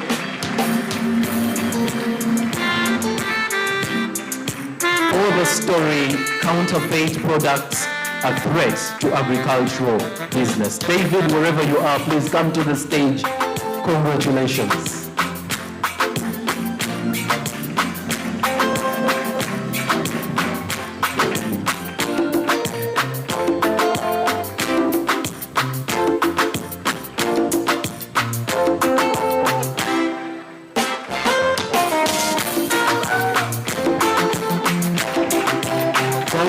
Congratulations, congratulations. Yeah. All right. Eish, you guys are making me feel jealous. The 3 times I won, I never received this kind of applause. Huh? Let me ask somebody to bring my awards from home, and even me, you clap for me. All right, let's go to the next one. We're going to the runner-up. And for agriculture, we had 2 journalists tie as runner-up or runner-ups. Is that the correct English? Runners-up. Hey, runner-ups. No way. They are runners-up. Hey. Mr. Obore, you can reduce this man's bonus for this month. Run away. I warn you that some of you will make it to the serious segment of news because of being here, and some of you will make it to the funny part of the news. Please make sure you're in the serious part of the news. Yeah. All right. Both are actually from New Vision.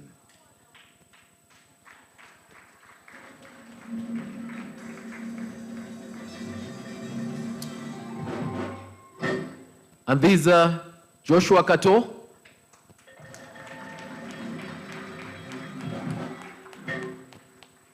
and I may murder the second name, but and the second person is Charles Etukuri. Charles and Joshua, if you're here, please come. If they are not, we definitely have representatives from New Vision. Because I had somebody say, come on now.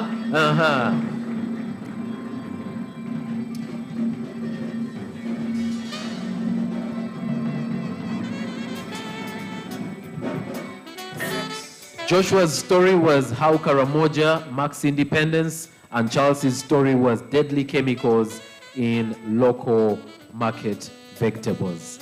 Congratulations to them.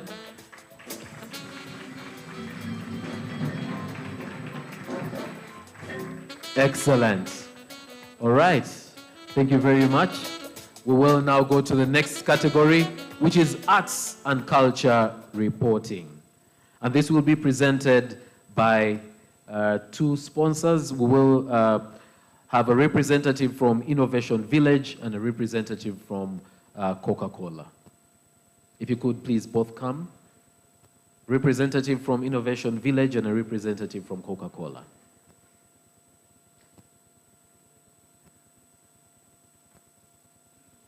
And this time I will start with the runner-up. And since there's just one runner-up, I won't have to murder English here. Boss, I didn't make any mistake. Why are you giving a drum roll? You know how there's a drum roll when you, murder the language. All right. The runner-up did a story, the Ranchi DRC Congo diva who captivated a continent. And this is Jacob Simmons Odong.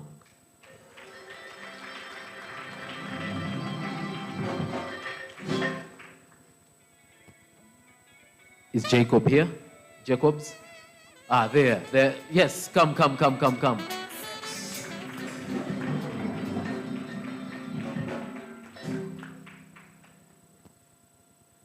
Congratulations.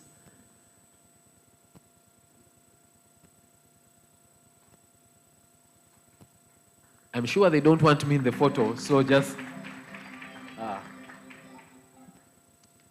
being MC is complicated. After a whole evening of talking, you'll be in one photo, just one. Then people who are here for 10 seconds will be like in 50 photos, these things. Anyway, now we go to the winner for the arts and culture reporting. The winning entry in the arts and culture reporting elegantly weaves artistry with information, offering an immersive, balanced experience that explores culture and while maintaining an engaging tone. It's accessible and delightful kind of storytelling. The winner is Scovia Carlton. Nakamia.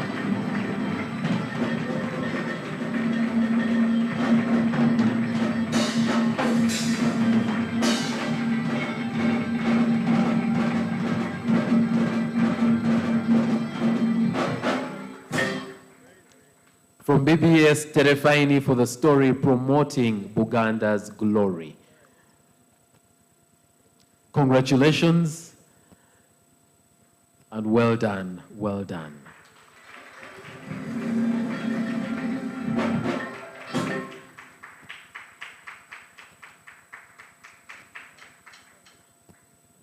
Well, thank you very much as well. And as you take your seats, I'd just like to mention that in this category we have a journalist who's receiving the honorary mention for the story Gomesi, Uganda's dress that's a symbol of respect and dignity. And this is Bamoturaki Musinguzi from Nation Media Group, Uganda. Wherever you are, we recognize you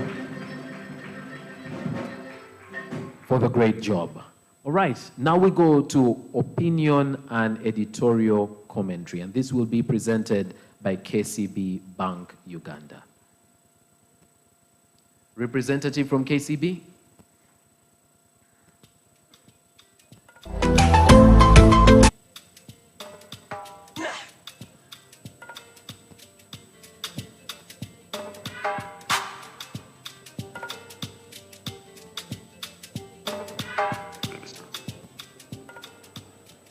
All right, so we applaud the entries submitted for this opinion and editorial commentary category in Uganda National Journalism Awards, despite their limited count. Opinion and commentary offer diverse opinions and shape public debate.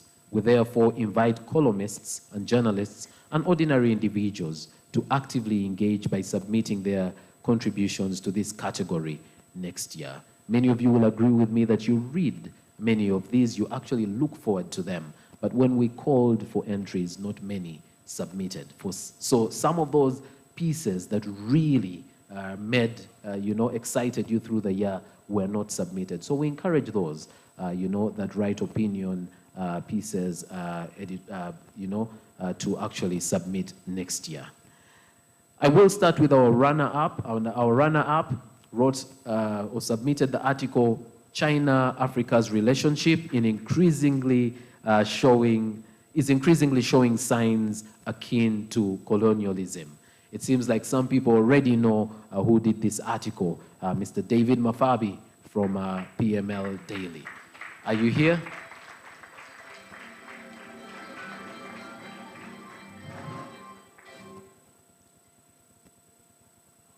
He's at the back, yeah? Yeah, so, yes, the people on the, please, this walk is a bit long. There you go.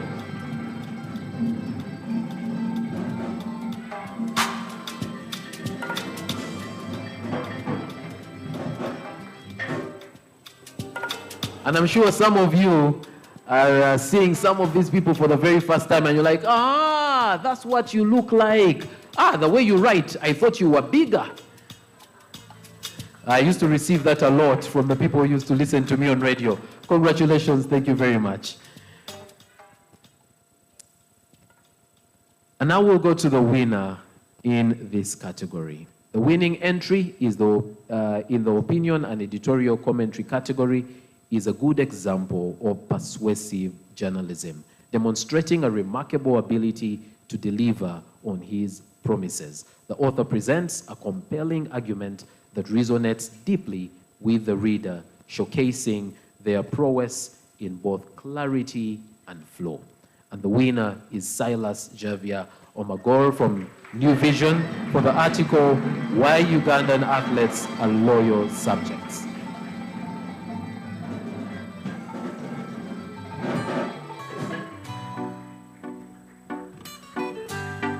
New Vision, did you refuse your people to come? Okay, all right, there he is.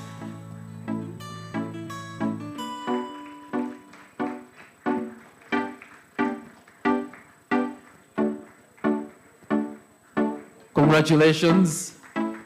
The story was why Ugandan athletes are loyal subjects. And what a good time to highlight this story, because we've had some athletes, fly our flag quite high in the last couple of days. So thank you very much for bringing that story to all of us. We also have an honorary mention for Mr. Robert Atuhaire, Albertine, from, I think, Albertine Journal, for the story, How Best Uganda Can Avoid the Oil Curse. Are you here? Robert, are you here? Well, okay, probably Robert is not in the room. All right, we will go to environmental reporting presented by Total Energies EP Uganda. Total Energies, a representative.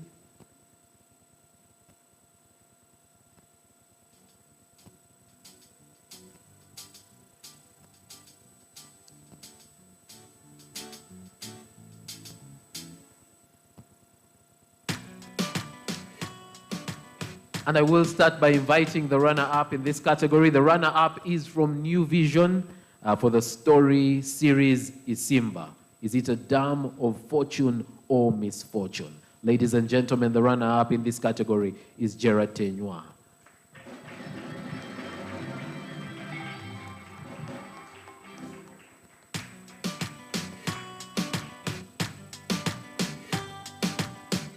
Gerard, are you here? Gerard, if Gerard is not, we can have somebody from New Vision come and receive this on Gerard's behalf.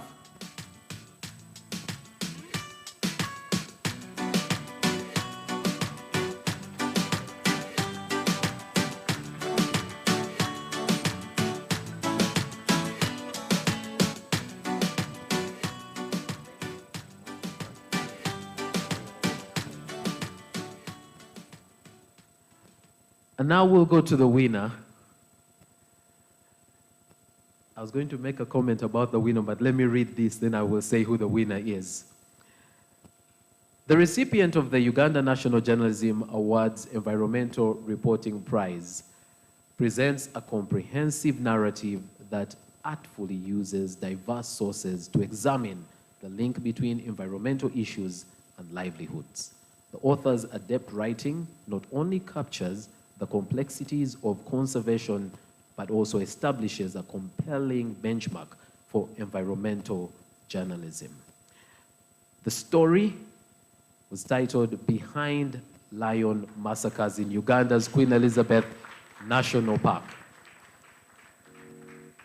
And for the maybe 6 years I have been present at these awards, this is one of the people I have seen come up to the stage the most. One of the people. We will get to another of them. Ladies and gentlemen, it is my great pleasure to invite the winner, Mr. Ronald Musoke from The Independent.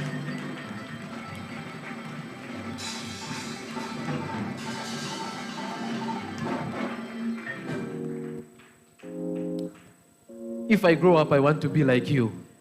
I don't know if you even have space for these awards anymore at your house, but congratulations and well done.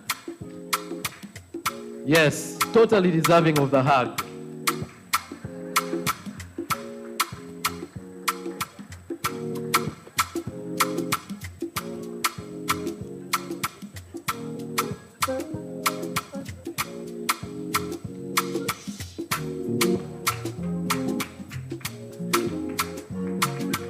Congratulations, sir. Congratulations and well done.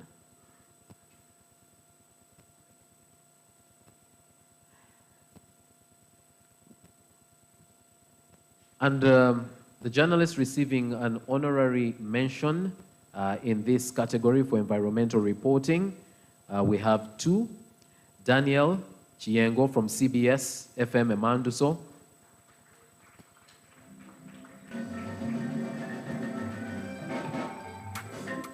And Razia Atman from New Vision.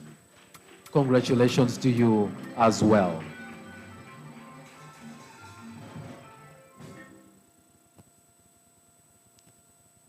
I will now go to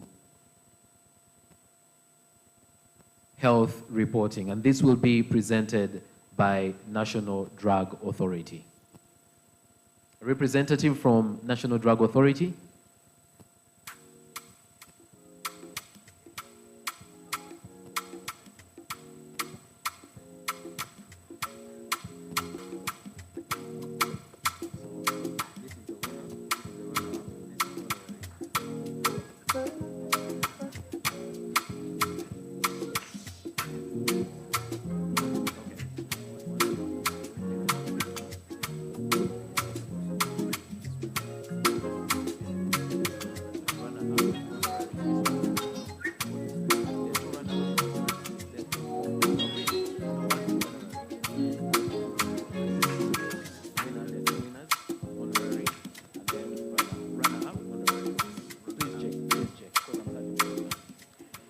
All right, I needed to consult on this one because we have two winners. And I am going to therefore start with the winners. The first winner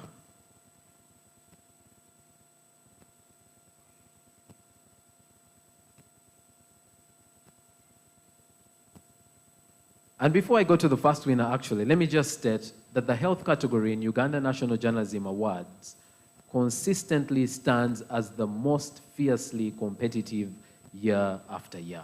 The keen interest and the intense rivalry in this category serves as a testament to the media's increasing dedication to raising awareness about vital health concerns and ensuring that these issues remain at the forefront of public discourse. So this year, there are two winners for the health reporting category. And the first winner, the first winning entry in the health reporting category is celebrated for impactful community awareness work on a relevant topic, crafting and engaging, and it's a very thoughtful piece that highlights the subject's intricacies. The winner did a story, Kalangala, a dreamland with a blemished reputation. And some of you already know that this is Elvis Basude from the New Vision.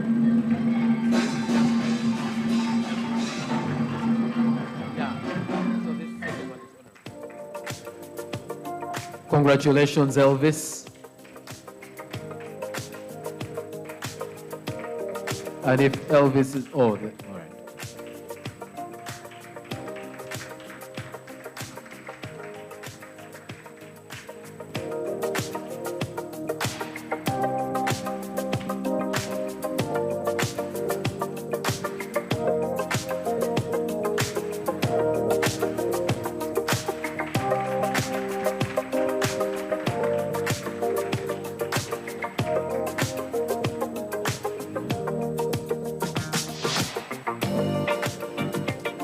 Again, congratulations and keep up the good work.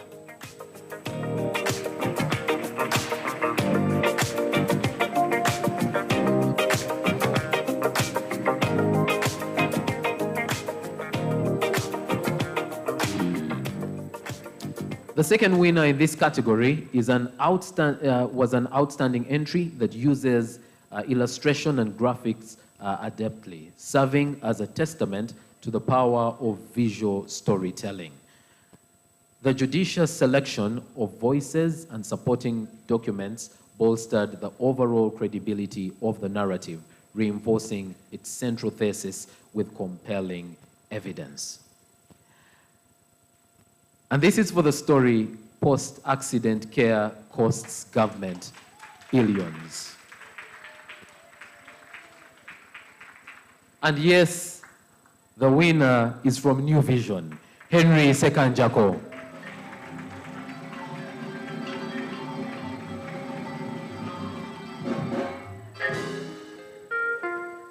Henry, congratulations.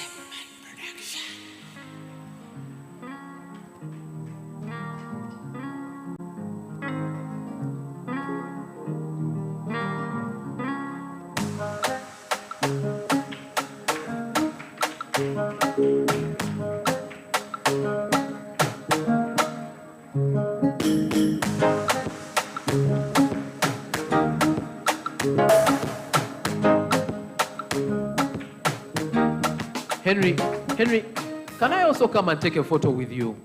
Oh, yeah.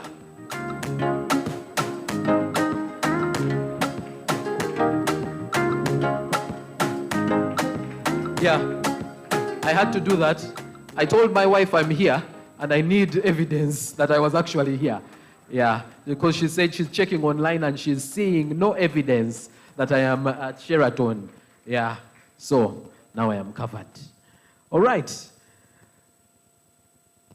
The runner-up for this, for health reporting, did a story, Mulago Emergency Ward, the missing file.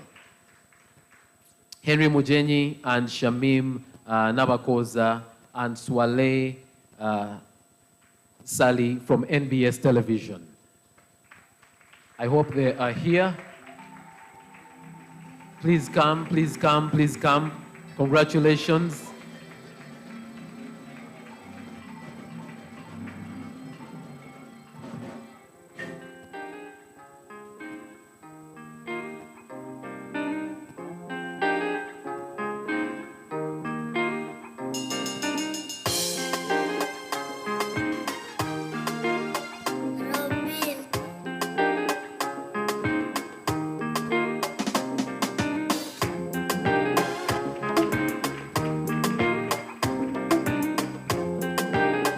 Congratulations. Thank you.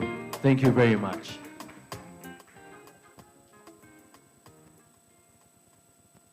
And we will go ahead and have an honorary recognition for the story, how a community-led model has improved healthcare access in Kalangala. This was done by Roneta Twine from Solutions Now Africa.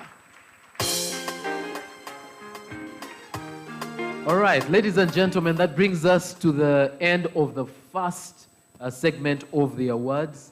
We're going to go ahead and have our dinner, and then we will return with the second segment. Our dinner is ready, and we will have our ushers come to us and, just let us know how we will be going to the serving point. And as we do that, we will enjoy the beautiful sounds of Bantu Troop.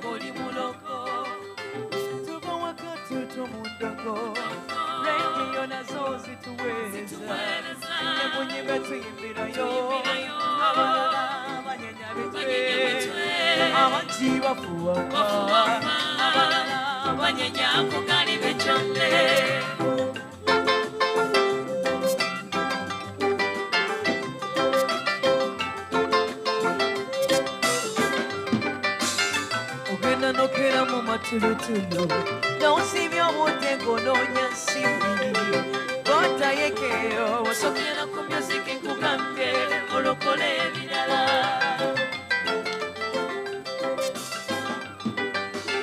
Ofuna mwezi kayagabanye oluzikwatako kyonayokerera Antuke emisinde anonya music nkugambye anyonya ku gali benjole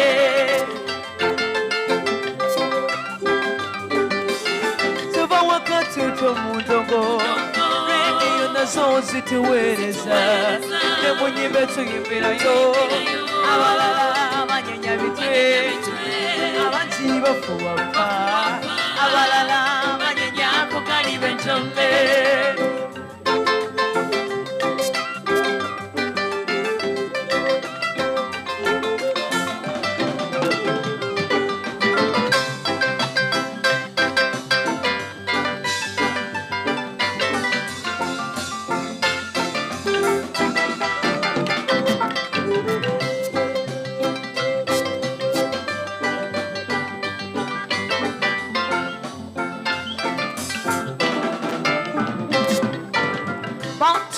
Putu kuba muziki gwafe Bantu bandi tukuba muziki gwaka Bantu bandi tukuba muziki gwafe Bantu tupu tukuba muziki Bandi bakuba muziki gwawe Samba safamba bakuba muziki gwaka Tuba wakati utomudongo Radio nazo zituwereza Nebunyi betu yimbirayo Abalala abanyenya bitwe Abanzi bafuwaka Abalala abanyenya kugali benjole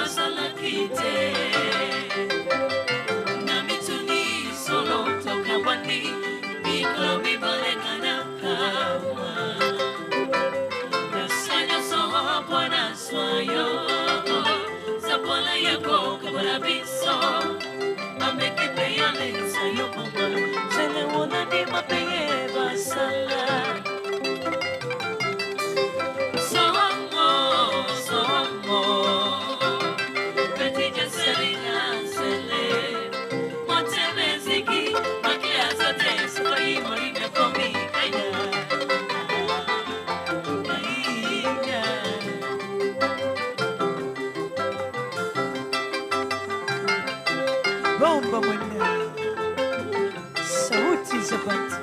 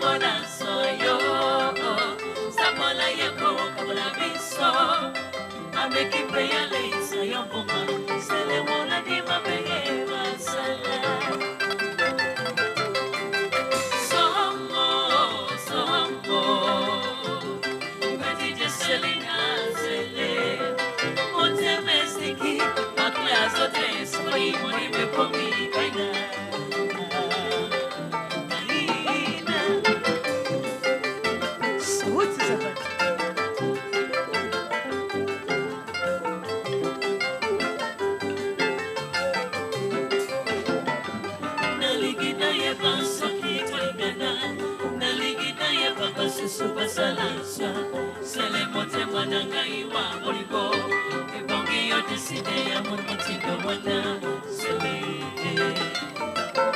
bata bibeko ngana kopesa yo soki yo baby sinero bango paseka kama dilu balinga na lingina kate sinani basala na yo ozoba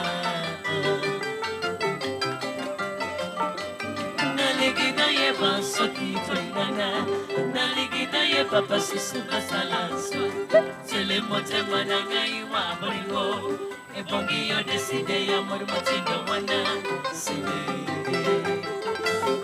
bata bibeko ngana kopesa yo soki yo baby sinelo pago paseka kama dilu balinga na lingina karte tina nini pasela ngana yo likita bonsoba bonsoba bonsoba Mongaliena Mongaliena Mongaliena Mongaliena Mongaliena Mongali Ninakufana mabaya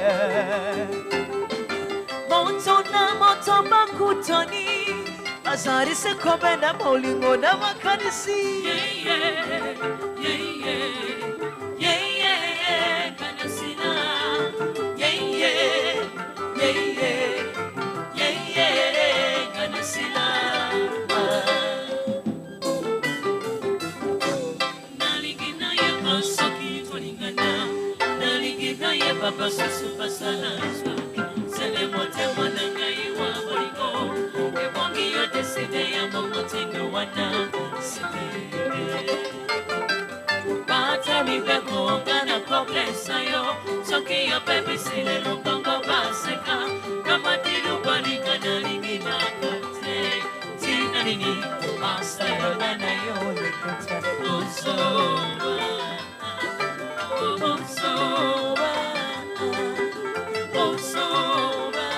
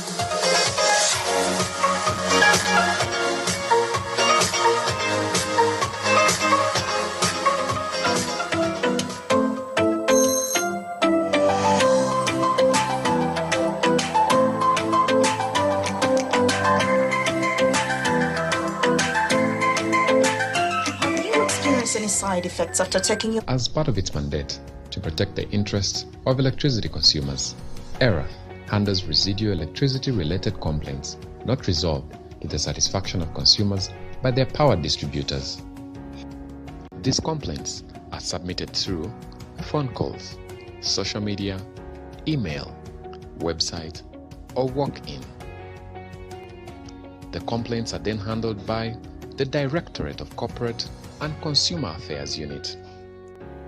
Let's take a look at the complaints handling procedure when a complaint is received by ERA. Step 1. The Consumer Affairs Unit acknowledges receipt within 3 working days. Step 2. ERA engages the power distributor to explain or resolve the issue. Step 3.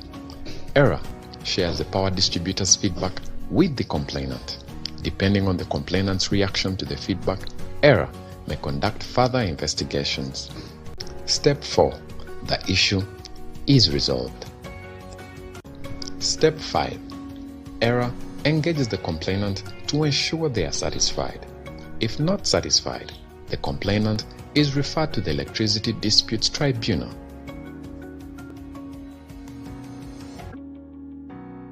Have you experienced any side effects after taking your medicine? Report to National Drug Authority, as this is important in making drugs safer, preventing harm and improving prescribing. Please contact National Drug Authority toll-free on 0800 101 999 or WhatsApp 0791 415 555 and MedSafety mobile app.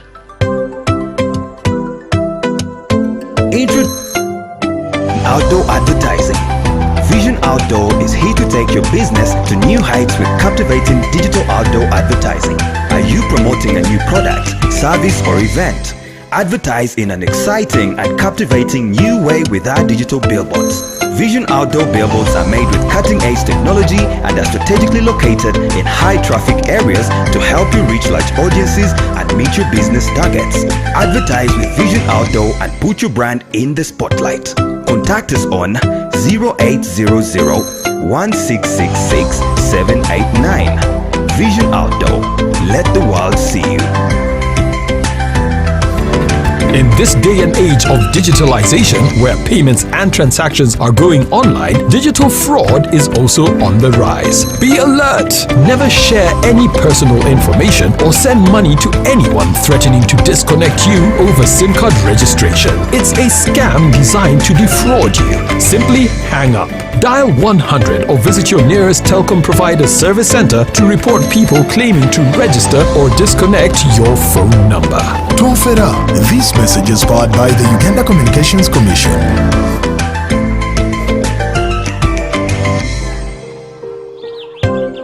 Everyone wakes up to a day of hard work. To get hold of that new opportunity in order to live a better life. And everyone deserves a chance to change their circumstances and rewrite their story. Be inspired by the future. Imagine it and live it. To shape the future and be able to withstand life's surprises. To ensure that tomorrow will be a better day. Now you can. Now you can. Now you can. Now you can. Now you can. Secure their future. The NSSF Amendment Act now requires all formally registered employers to make monthly NSSF contributions for their staff regardless of the number of staff they employ. NSSF, a better life.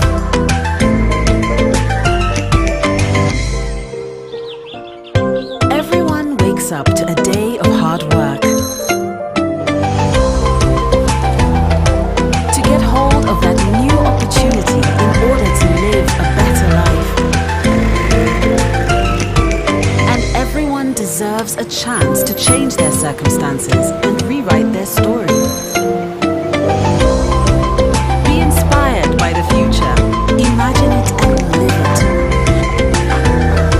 To shape the future and be able to withstand life's surprises. To ensure that tomorrow will be a better day.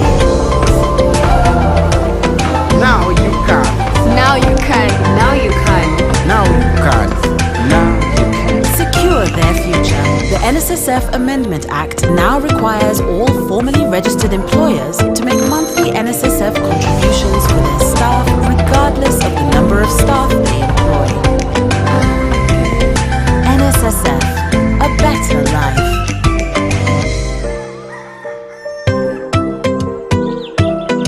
Everyone wakes up to a day of hard work. To get hold of that new opportunity in order to live a better life. And everyone deserves a chance to change their circumstances and rewrite their story. Be inspired by the future.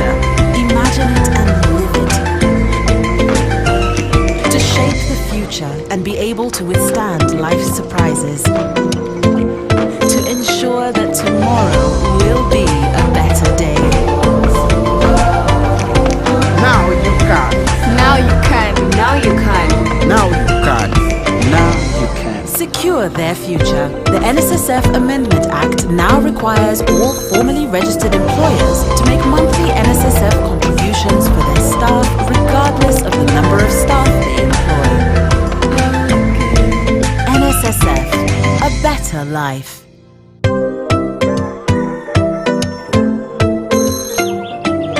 Everyone wakes up to a day of hard work. To get hold of that new opportunity in order to live a better life. And everyone deserves a chance to change their circumstances and rewrite their story. Be inspired by the future. Imagine it and live it. To shape the future and be able to withstand life's surprises.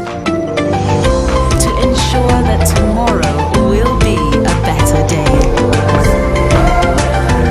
Now you can.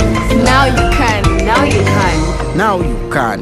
Now you can. Secure their future. The NSSF Amendment Act now requires all formally registered employers to make monthly NSSF contributions for their staff regardless of the number of staff they employ. NSSF, a better life.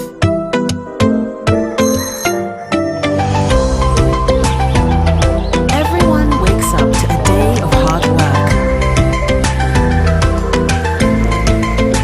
To get hold of that new opportunity in order to live a better life.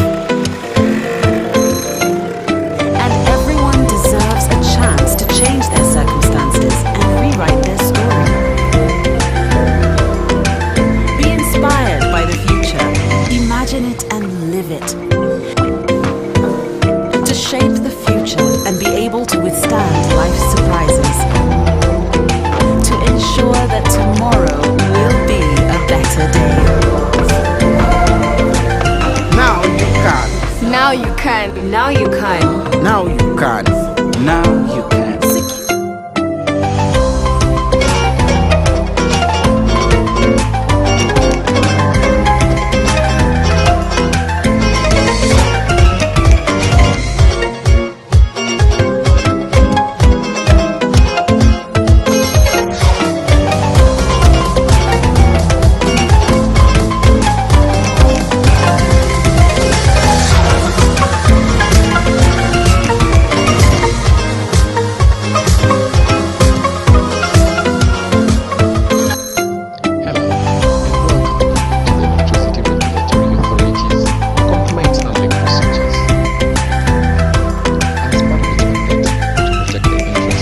Electricity consumers. Error handles residual electricity-related complaints not resolved to the satisfaction of consumers by their power distributors. These complaints are submitted through phone calls, social media, email, website, or walk-in. The complaints are then handled by the Directorate of Corporate and Consumer Affairs Unit. Let's take a look at the complaints handling procedure when a complaint is received by error. Step 1. The Consumer Affairs Unit acknowledges receipt within 3 working days. Step 2.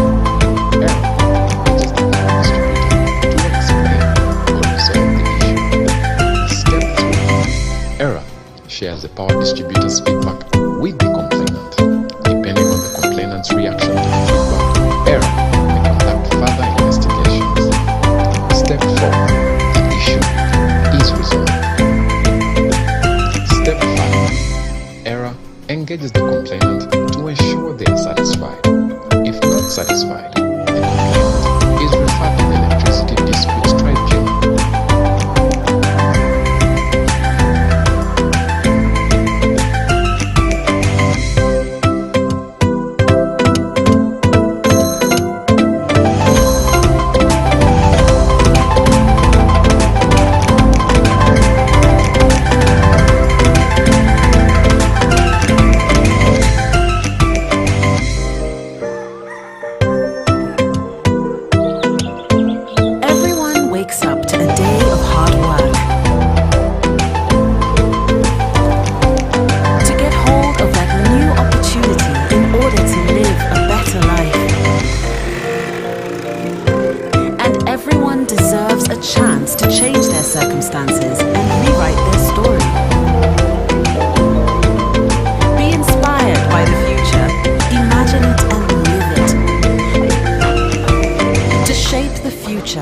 able to withstand life's surprises, to ensure that tomorrow will be a better day.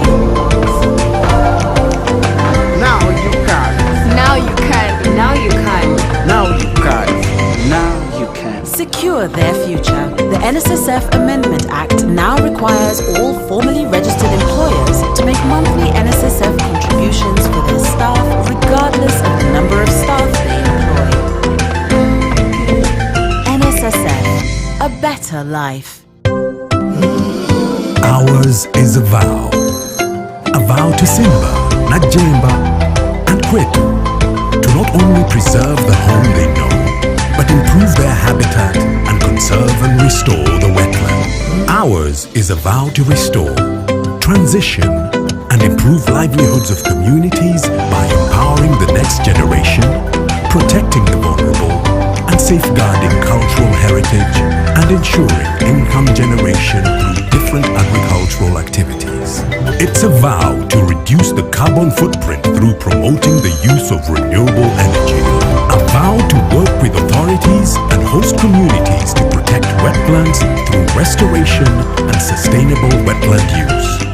It's also a vow to promote forest conservation and awareness. That's why Total Energies has been taking action to ensure that the project is designed and implemented in collaboration with various stakeholders in compliance with the exacting standards of the International Finance Corporation and with the best social and environmental practices.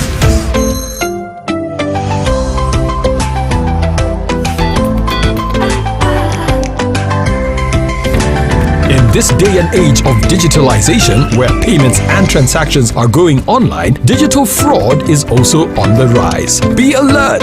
Never share any personal information or send money to anyone threatening to disconnect you over SIM card registration. It's a scam designed to defraud you. Simply hang up. Dial 100 or visit your nearest telecom provider's service center to report people claiming to register or disconnect your phone number. Don't fed up. This message is powered by the Uganda Communications Commission. Introducing a new era in outdoor advertising. Vision Outdoor is here to take your business to new heights with captivating digital outdoor advertising. Are you promoting a new product, service or event? Advertise in an exciting and captivating new way with our digital billboards. Vision Outdoor billboards are made with cutting-edge technology and are strategically located in high-traffic areas to help you reach large audiences and meet your business targets. Advertise with Vision Outdoor and put your brand in the spotlight. Contact us on 0800-1666-789. Vision Outdoor. Let the world see you.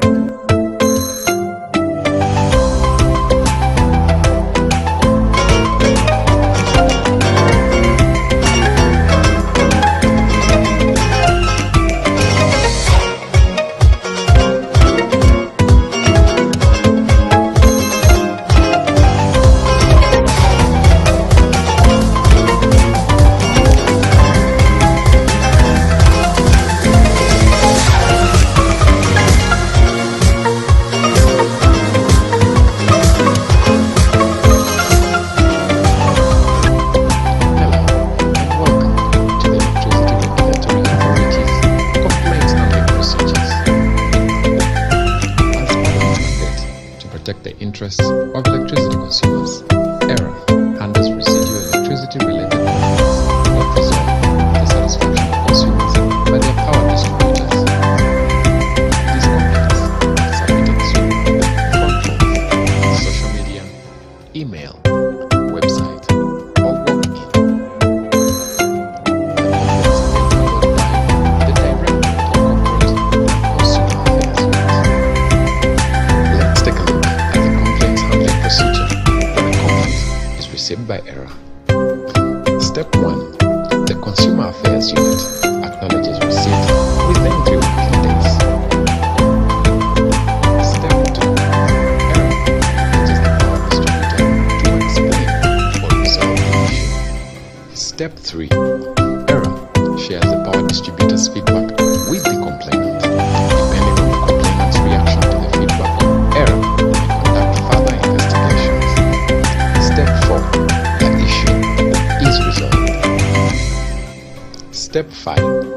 ERA engages the complainant to ensure they are satisfied. If not satisfied, the complainant is referred to the Electricity Disputes Tribunal.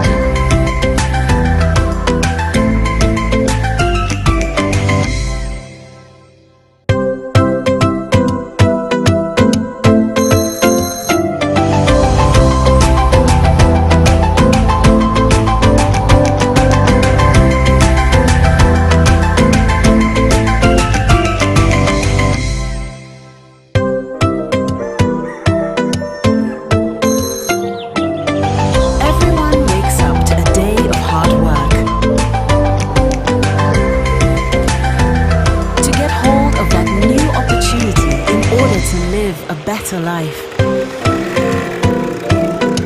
And everyone deserves a chance to change their circumstances and rewrite their story. Be inspired by the future, imagine it and live it. To shape the future and be able to withstand life's surprises. To ensure that tomorrow will be a better day. Now you can.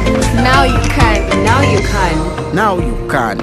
Now you can. Secure their future. The NSSF Amendment Act now requires all formally registered employers to make monthly NSSF contributions for their staff regardless of the number of staff they employ.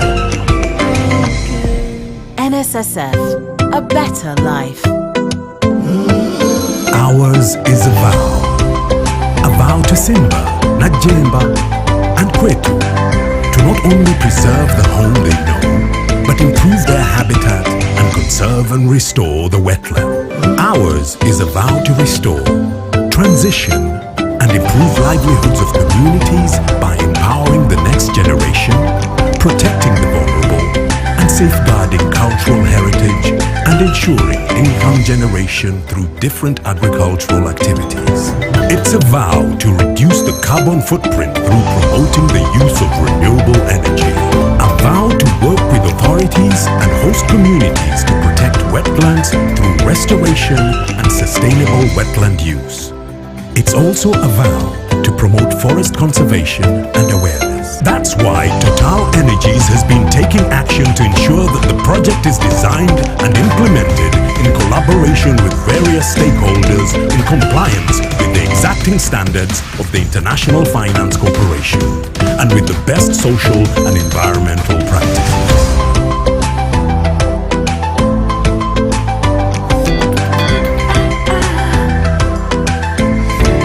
In this day and age of digitalization, where payments and transactions are going online, digital fraud is also on the rise. Be alert!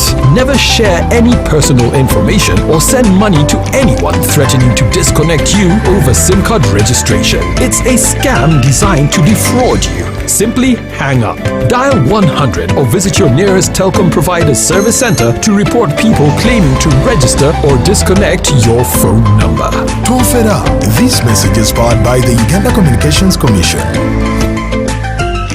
Introducing a new era in outdoor advertising. Vision Outdoor is here to take your business to new heights with captivating digital outdoor advertising. Are you promoting a new product, service, or event? Advertise in an exciting and captivating new way with our digital billboards. Vision Outdoor billboards are made with cutting-edge technology and are strategically located in high-traffic areas to help you reach large audiences and meet your business targets. Advertise with Vision Outdoor and put your brand in the spotlight. Contact us on 0800 1666 789. Vision Outdoor. Let the world see you.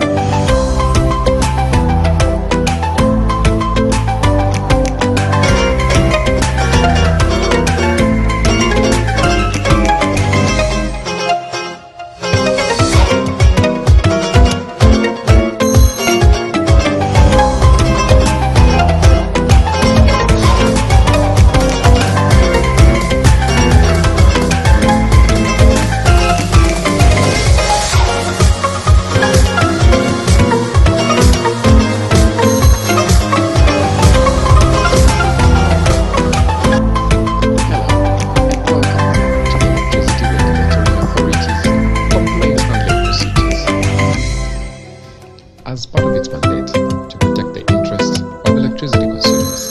ERA handles residual electricity-related complaints not resolved to the satisfaction of consumers and their power distributors. These complaints are submitted through phone calls, social media, email, website, or walk-in.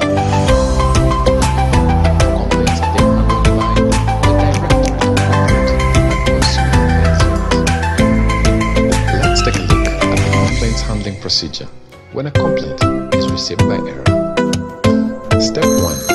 The Consumer Affairs Unit acknowledges receipt within 3 working days. Step 2. ERA engages the power distributor to explain or resolve the issue. Step 3. ERA shares the power distributor's feedback with the complainant. Depending on the complainant's reaction to the feedback, ERA may conduct further investigations. Step 4. The issue is resolved. Step 5. ERA engages the complainant to ensure they are satisfied. If not satisfied, the complainant is referred to the Electricity Disputes Tribunal.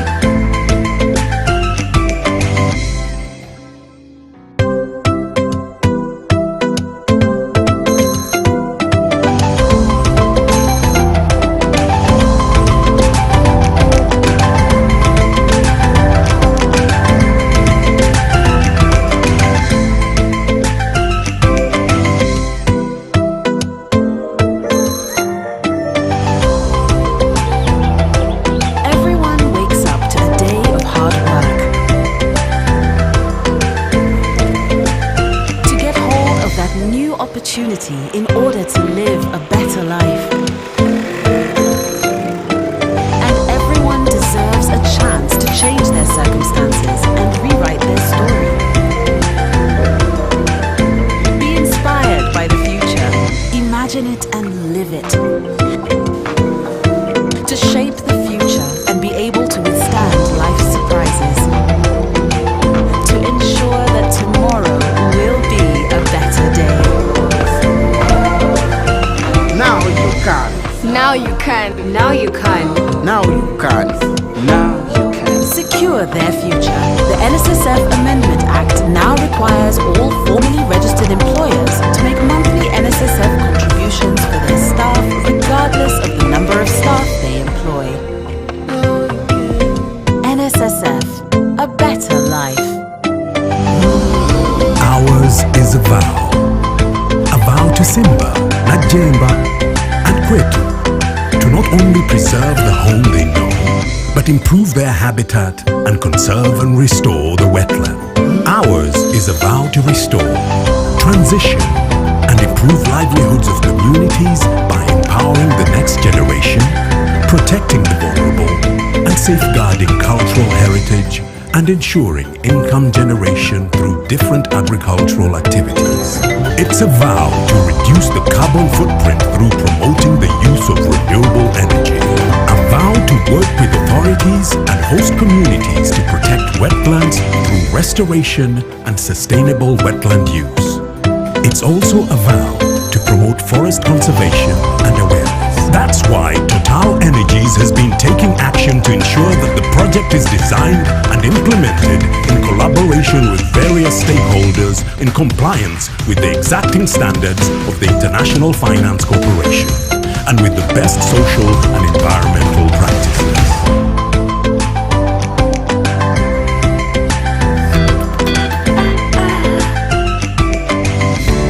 In this day and age of digitalization, where payments and transactions are going online, digital fraud is also on the rise. Be alert! Never share any personal information or send money to anyone threatening to disconnect you over SIM card registration. It's a scam designed to defraud you. Simply hang up. Dial 100 or visit your nearest telecom provider's service center to report people claiming to register or disconnect your phone number. Don't fed up.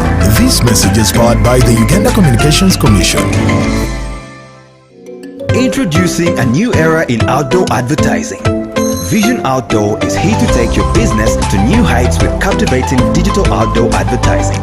Are you promoting a new product, service, or event? Advertise in an exciting and captivating new way with our digital billboards. Vision Outdoor billboards are made with cutting-edge technology and are strategically located in high-traffic areas to help you reach large audiences and meet your business targets. Advertise with Vision Outdoor and put your brand in the spotlight. Contact us on 0800 1666 789. Vision Outdoor. Let the world see you.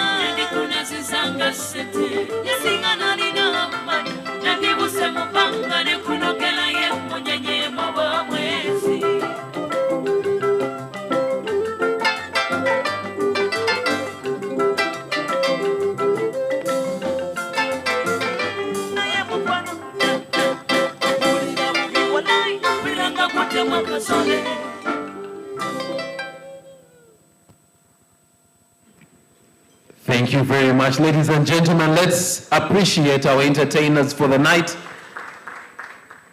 Bantu Troop, I hate to be the one to interrupt your dinner, but I'd like us to continue with our program. And so, if you're done with your meal, if you could please find your seat.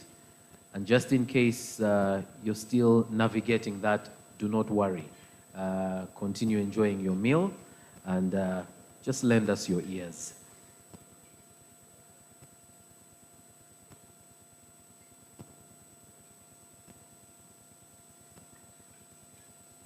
I passed by a place where I was asked about the sitting allowance. I forgot to mention this before you went for food. The food is your sitting allowance, so each of you has received it. Yeah, apart from me who was fasting today. Yeah, no one should bring a photograph of me eating. Ladies and gentlemen, before we go to the next round, of recognitions, I would like again to just thank each of our sponsors. An event of this kind could not be possible without you. So thank you very much for your contribution. Thank you very much for standing with ACME and particularly with the Uganda National Journalism Awards.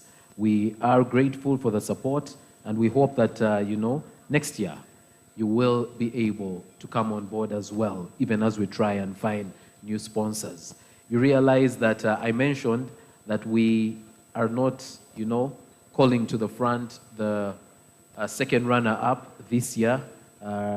Yes, because there's, monetary implication to that. Another thing I should have mentioned earlier on is that the winner gets a cash prize as well of 1.5 million shillings. Now, in the past, if the winners were two, they would split the 1.5 million. And so if there were two, each winner would get 750,000. This year, even if the winners are three, they will each get 1.5 million shillings. So thank you very much, our sponsors, for making that possible. The first runner-up gets 500,000 shillings.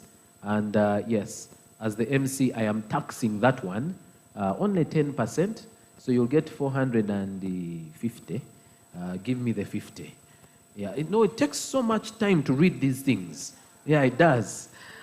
Our sponsors, Sipesa, Parliament of Uganda, NDA, Twaweza, Stanbic Bank, Uganda Development Bank, Centenary Bank, Total Energies in Uganda, CNOC, NSSF, KCB, Electricity Regulatory Authority, Uganda Communications Commission, Uganda Civil Aviation Authority, UBRA, Nile Breweries Limited, Innovation Village, Uganda Revenue Authority.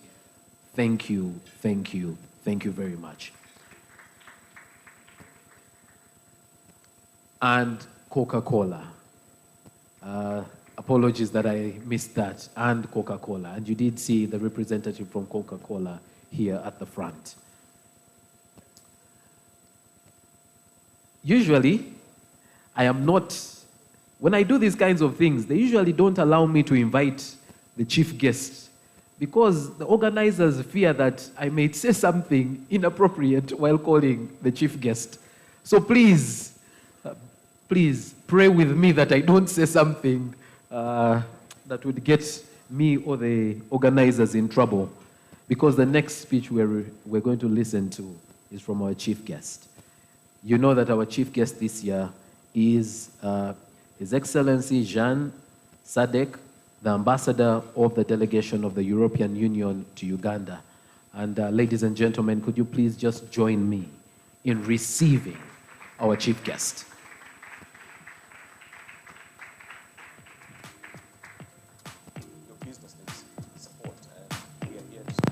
Thank you very much, Master of Ceremonies. And I think you are guiding us through this event in a very elegant way and with a good sense of humor. I think our Master of Ceremonies is worth a warm applause.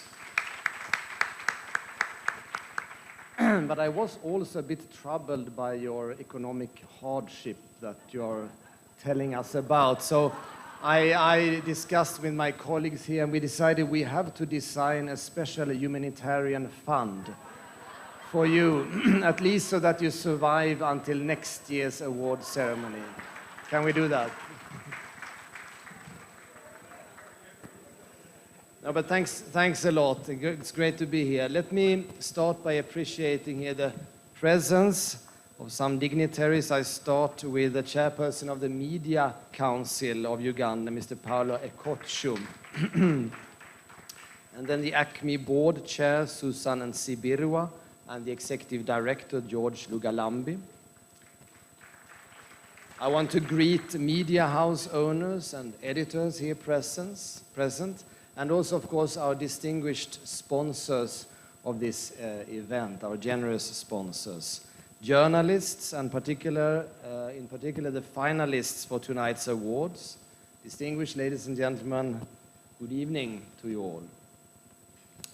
It's really a great honor for me to be here to address you at this prestigious event, which is the wonderful annual celebration of Uganda's finest journalists. First and foremost, allow me to express my thanks to the African Center for Media Excellence for organizing this event. ACME has consistently, yes, an applause. ACME has consistently championed excellence in journalism and played a pivotal role in fostering a vibrant and free press in Uganda. So we commend really your dedication and unwavering commitment to upholding the values of transparency and accountability and integrity in journalism. And when we met some weeks ago, the ACME director, Dr. George Lugalambi, to discuss this event, I was pleased to learn that the awards focus on a wide range of topics which are all central to Uganda's development path and society. What strikes me most about the impressive list of journalistic content by tonight's finalists is that journalism is not just about the big headlines. It's also about the detail of an issue and the individual stories that illuminate them. In this way, you as journalists give a voice to the voiceless, shining a light on stories of resilience, hope, and human spirit. They remind us of our shared humanity, connecting us across borders and cultures. A robust media sector is critical for our societies. It fosters good governance and transparency. It empowers citizens to participate actively in their communities and advocate for change. A strong media sector is a cornerstone of development and one of the pillars of any democratic society. The 15 categories in this year's Uganda National Journalism Awards include a focus on the environment, business, public accountability, agriculture, the economy, and arts and culture. And these also are areas of top priority for the European Union's partnership with Uganda. And over the coming years, the EU plans to provide some 600 million euro in funding to projects focused on the green and climate transition, sustainable jobs and growth, and governance and social inclusion. And we want to do this and to do our utmost to keep the media fraternity in Uganda in the loop about our activities, knowing that transparency leads to better results. In addition, the media plays a critical role in promoting accountability in the usage of public and development funding, as some other speakers also mentioned. And we all need to put our shoulder to the wheel to make sure public funds are spent properly, and the EU welcomes the Ugandan media's continued involvement in these efforts. Ladies and gentlemen, over the course of many years, the EU has invested heavily in supporting capacity building of Ugandan journalists. And in one recent EU-funded project, ACME trained and mentored more than 150 journalists in investigative journalism and in in-depth reporting on public affairs. We believe this kind of in-depth reporting on issues of vital public importance is critical to fight corruption, improve service delivery, and sustainable development. At the EU, we also know very well that much of this work has been supported by the so-called Democratic Governance Facility, the DGF, which unfortunately had to be closed. I want to assure you that the EU remains committed to supporting independent media, access to information and quality journalism, also beyond the DGF. Thank you. Thank you. In this light, we will retain a focus on these issues as we develop new programs in the area of democratic governance. I'm looking here particularly at my colleagues over here who are in charge of these programs. We have Carl Gilbert and Emmanuel Gezahu here from our delegation. Of course, even leaving aside EU funding for training and other activities, the question of sustainability for media houses remain a certain concern for journalists everywhere. With the rise of internet and social media advertising, old funding models have been thrown out the window and media houses face the existential challenge of coming up with new funding models to sustain their operations. Diversifying revenue streams, driving innovation, and remaining agile in a digital world are some ways media houses are adapting to this new context.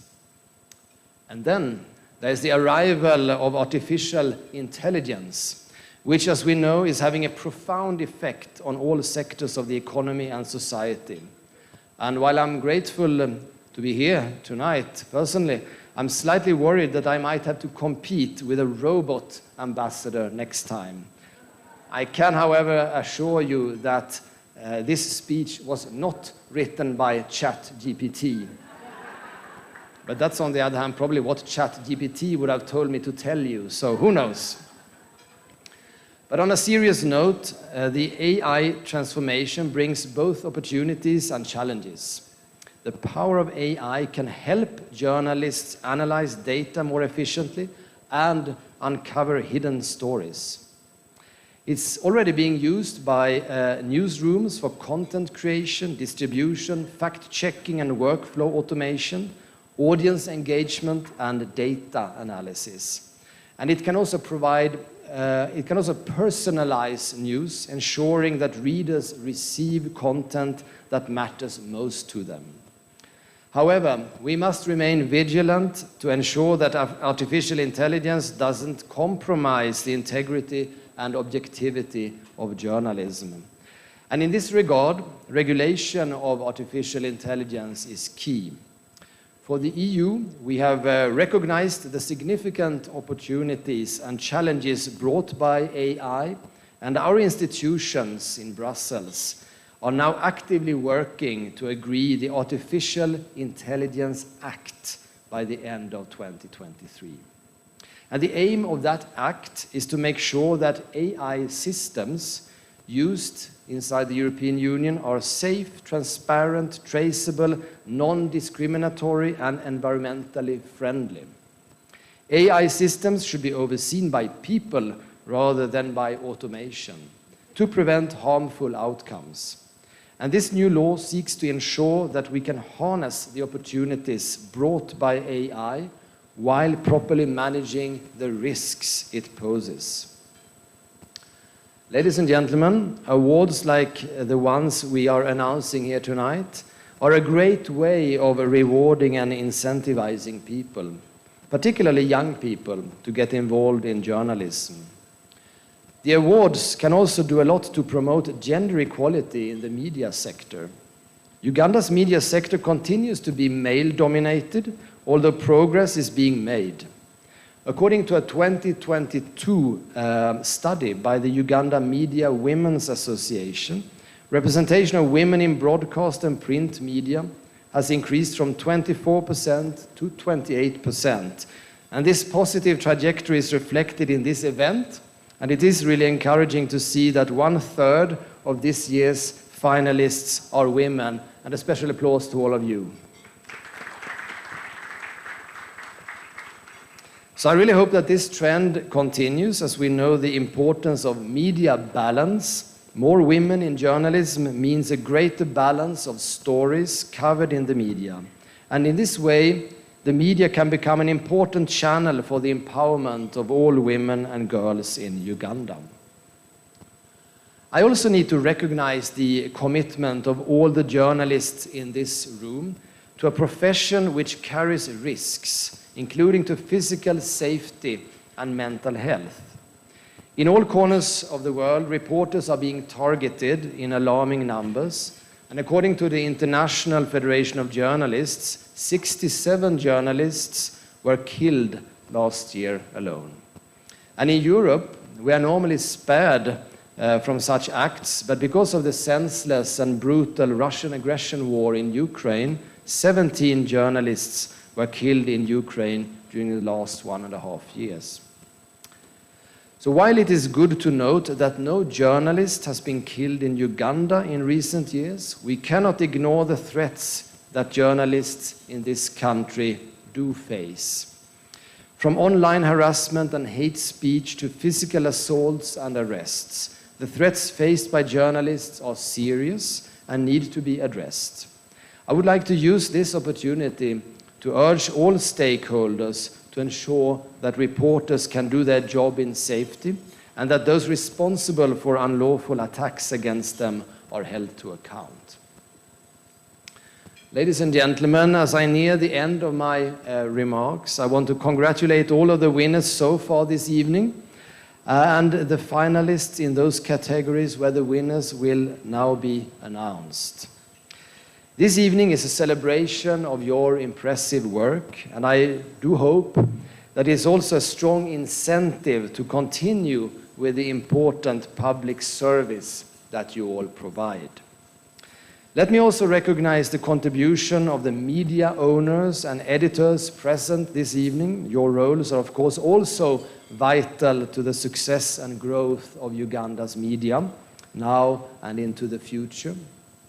As I mentioned, the EU looks forward to continuing to support the sector in the coming years and remains very grateful for the good collaboration we've had with media houses over the years.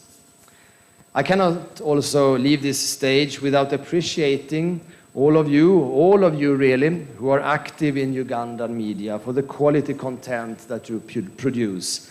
I lived over the last 15 years in several African countries, and I was really impressed with the media content that I saw when I landed here in Uganda a year ago. Yes, really, an applause to all of you. And finally, let me once again thank our hosts, the African Center for Media Excellence and its Executive Director, Dr. Lugalambi, for organizing these awards again. So I thank you now, all of you, dear audience, for your attention and wish us a nice continuation of this evening. Thank you.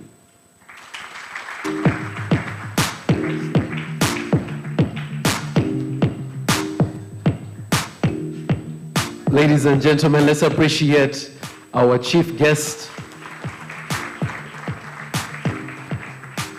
Thank you very much, sir, Your Excellency. You do not have to worry. ChatGTP will not take your job because we'll give it a very simple test. We'll tell it to say Lugalambi, and it will not. So, sir, well done on getting that one. Yeah. Also, ChatGTP, GPT, GTP, blame it on the food. You know, I have used it for a very long time, and it has never given me anything. Now, how do you replace an ambassador who decides to start a humanitarian fund for you with an app? It's not going to happen. Sir, that was an expensive joke you told. Yeah, it's going to cost you, I promise you. Ladies and gentlemen, let's go to the next category. And you can see the ambassador is the one who's going to be, giving the award. And this is for Justice, Law, and Order Reporting. We will start with the runner-up.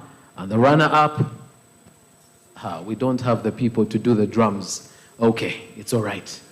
It's okay. Chat whatever, please, insert drums. You see, we told you, you can't do everything. Right. The runner-up is Edward Anyoli from New Vision for the series Why Uganda is a Haven for Wildlife Traffickers. Edward, if you could please come, if you are here. And if Edward is not, New Vision team, you know what to do. Edward is here. New Vision team, they're pointing at somebody somewhere there. If you could come quickly.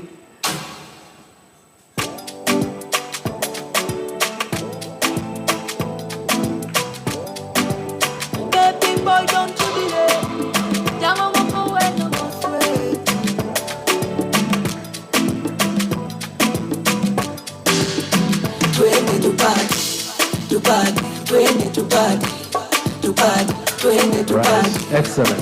Thank you very much. The winner of the Justice, Law, and Order Reporting category in the 2023 Journalism Awards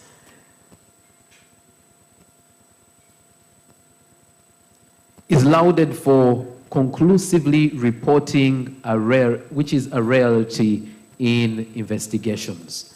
The story's broad appeal and its potential impact on law enforcement actions against the identified scammers undercovers its and highlights its originality and commendable execution. This is a team from, let me say the people first, and then you will know what media house they're from. Kanari Mugume, Jamila Mulindwa, Patrick Lubwama, and Godfrey Badavie from Next Media, particularly NBS TV, for their story, Money Swap Bandits. NBS team.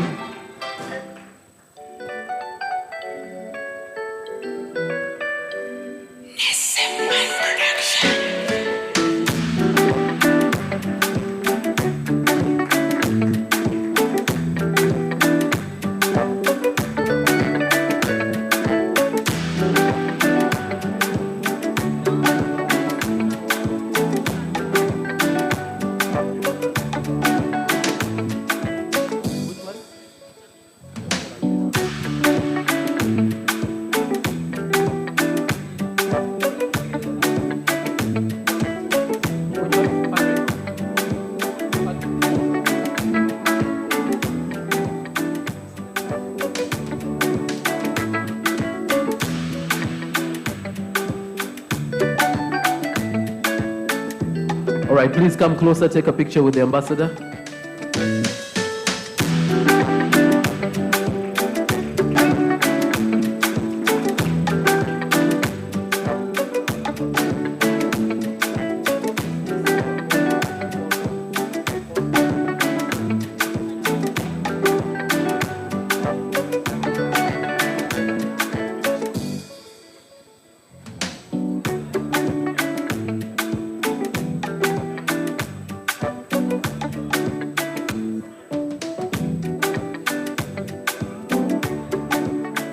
Right.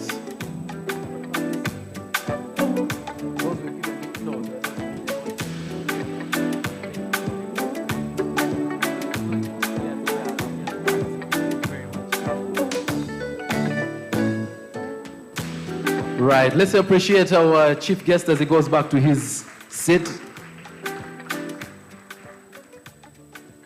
We'll now go to the category Public Works and Infrastructure Reporting, to be presented by Electricity Regulatory Authority and Civil Aviation Authority. If we could have representatives come to the front. And as they come, I would like to recognize allow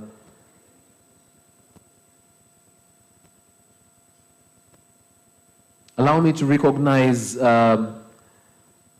or to make an honorary mention of second runner-up for the Justice, Law and Order Reporting, Stuart Yiga from New Vision for the series Investigation on Child Trafficking from South Sudan to Uganda. Congratulations, that was a beautiful piece.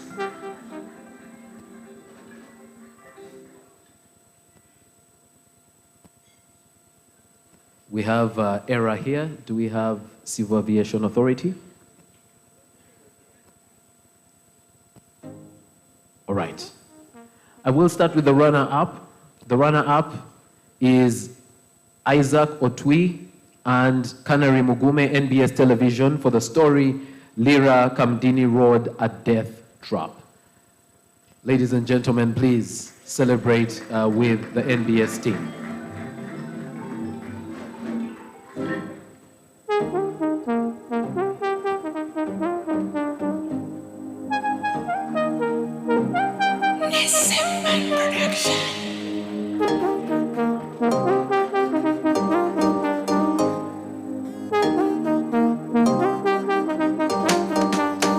Congratulations.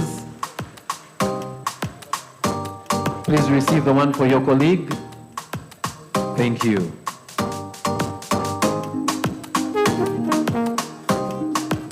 All right.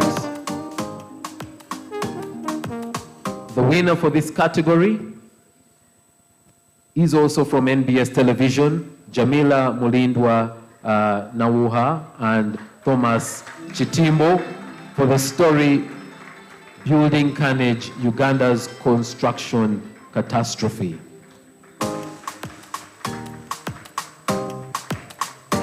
Please celebrate them as they come.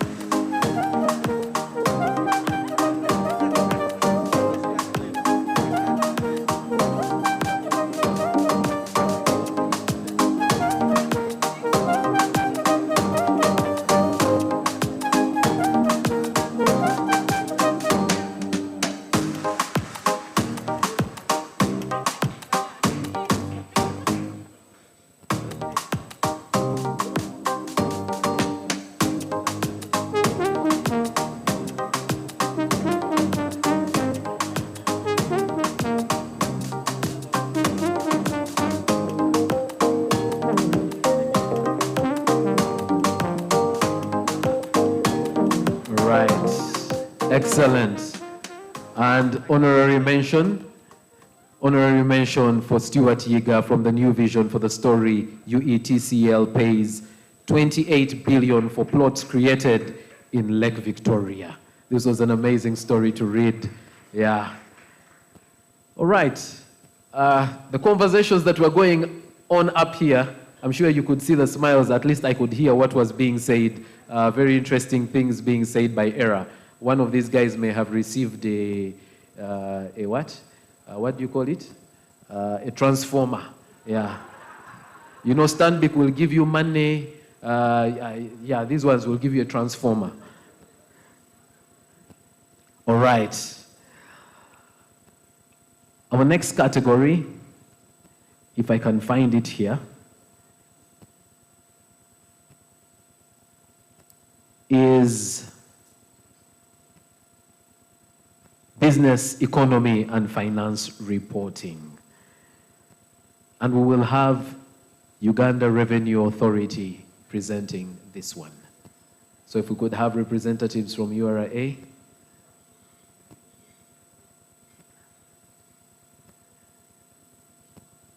Guys, play. They will increase our taxes. Ish. Hey, thank you.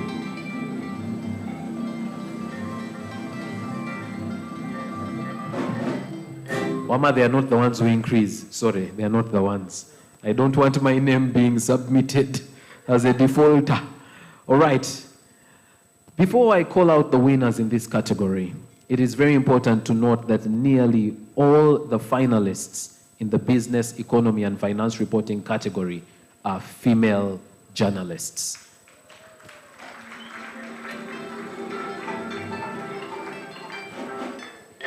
This is a commendable trend that highlights the industry's progress towards gender diversity and the substantial contribution of women to financial journalism, even if it is a field where you'd ordinarily think many women would shun or shy away from. So that's very important to note. So I'll go ahead and read the runner-up. Henry Sekanjako and Mary Karugaba from the New Vision for the story, How Cuts on Government Expenditure Will Affect Service Delivery. Henry, you have seen a couple of times. I don't know if Mary Karugaba is here. All right, if she's not, then Henry will receive on her behalf.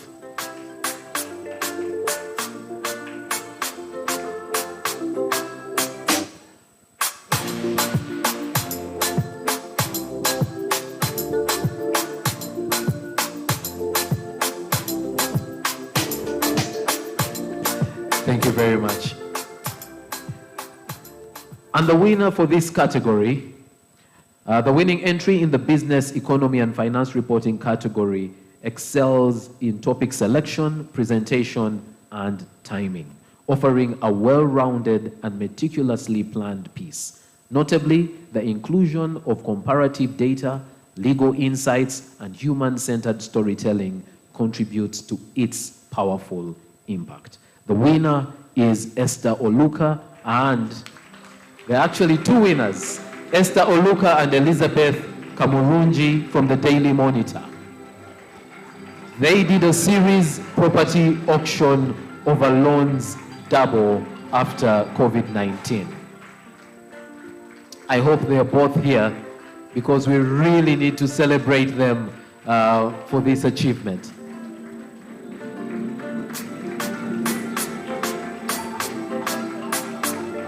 Come on, come on, come on. Join me in this one. Thank you.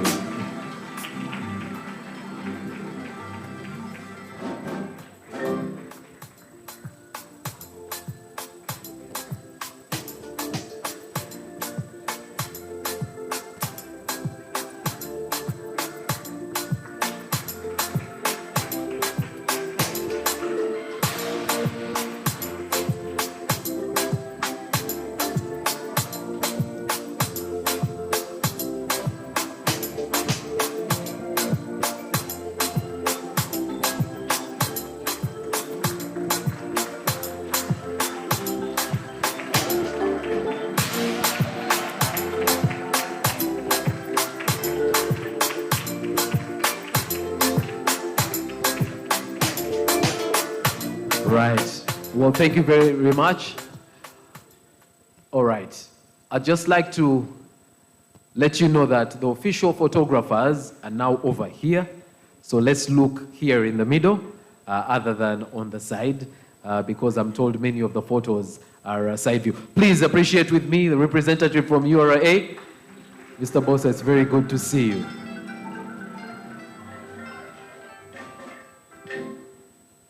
Our next category is energy, petroleum, and mining reporting. This is, fairly, fairly covered subject, and I would like to recognize those who are taking time to understand the sector and write about it, report on it, and even go ahead and submit their pieces. This will be presented by CNOC Uganda, representative from CNOC.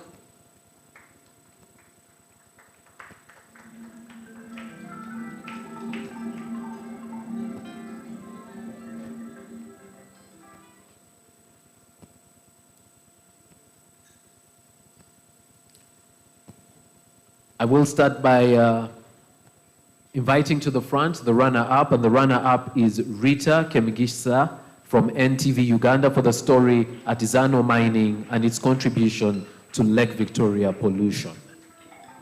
Rita?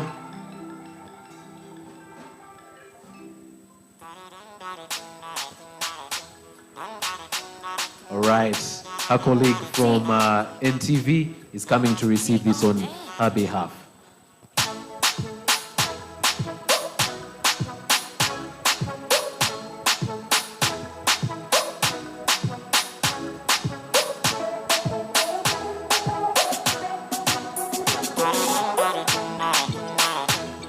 Walter, thank you.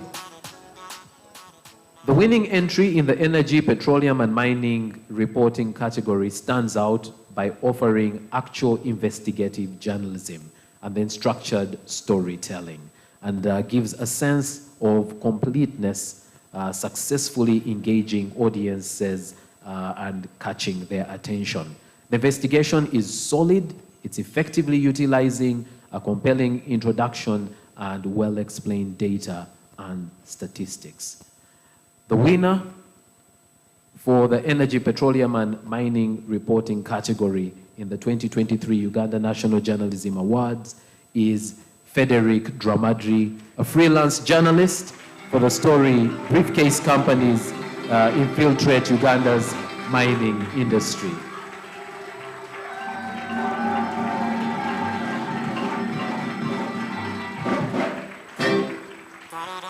You realize that the journalists themselves have actually celebrated him, because it's not often that a freelance journalist gets recognized in this way. So congratulations, sir, for a job well done.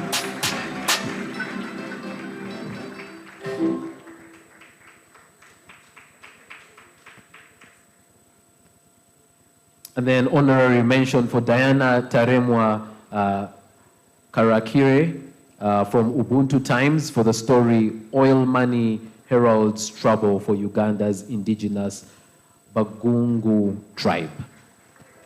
I don't know if Diana is here. Diana, if you're here, congratulations. There she is. Congratulations. Good job. Good job. I'll now go ahead and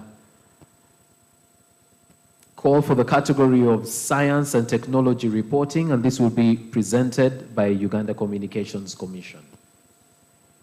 UCC, representative from UCC. Ah, there you are. Otherwise, I was going to call on an OB very quickly. That one we call an inside joke. All right, welcome.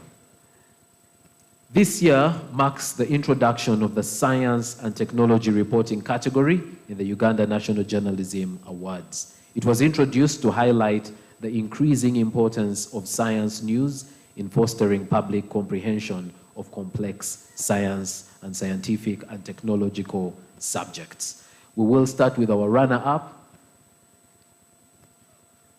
The runner-up is Walter Mwesije from NTV Uganda.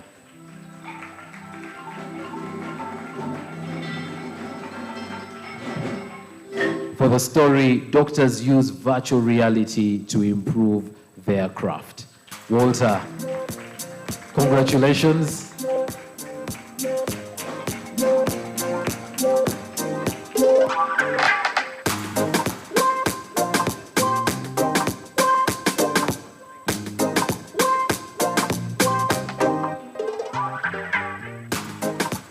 Congratulations. I'm sure some of you realize that Walter was up here not too long ago to get an award for his colleague.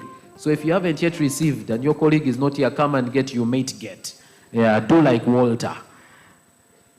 Let's go to the winning entry. The winning entry in the Science and Technology Reporting category demonstrates thorough research and sourcing, effectively contextualizing the issue.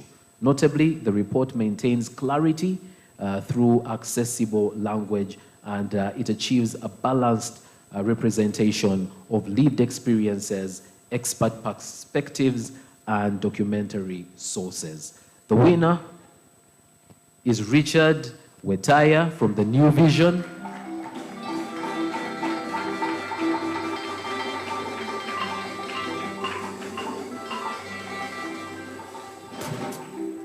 And the story submitted was biodigesters projected to reduce energy poverty. Richard, congratulations. Remember, the winner gets 1.5 million shillings. And I am not saying this in case Richard owes you money, but yeah, that's what he'll be receiving. All right, excellent. Congratulations. And an honorary mention for Hornet Atwine, who is from Solutions Now Africa, for the story Healing at a Distance. For this segment, we have one more category we will be calling, and this is urbanization, land, and housing reporting. This will be presented by the National Social Security Fund.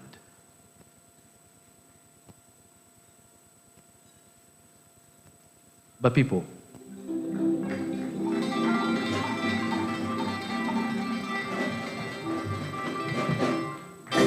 remember, I had asked for midterm access. Please, don't be an enemy of progress. All right, we'll start with the runner-up, Gerard Tenywa from the New Vision for the story Namuwongo, the underbelly of Kampala's urban poor. Gerard?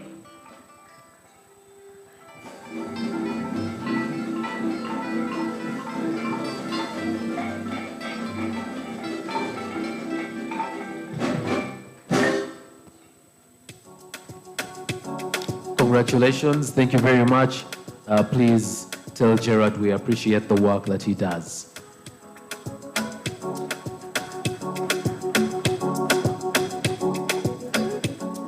So the winning entry in the urbanization, land and property reporting category is an informative and impactful portrayal of an overlooked issue. The story delves into critical aspects such as land tenure securities and land rights, shedding light on important issues affecting the community's well-being. The winner has already been here, Mr. Ronald Musoke from The Independent, for the story Bennett Battle for Land.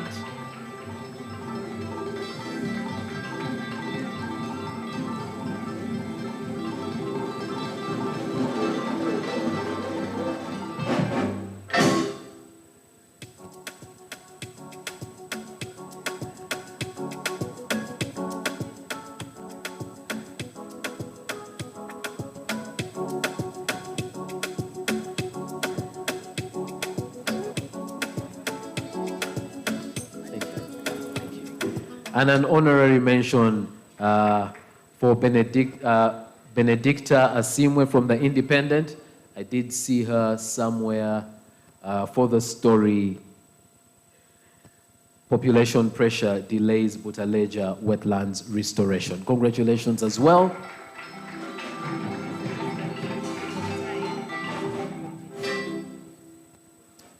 All right. Well, I was going to take a short break. I have just been informed that I haven't worked enough to be taking a break yet. So I will stay and go straight into our third segment of the awards ceremony. And I'll go ahead and call the category of education reporting.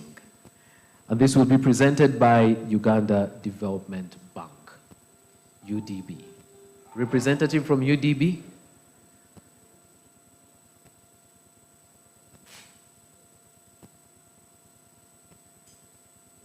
Do we have a representative from UDB?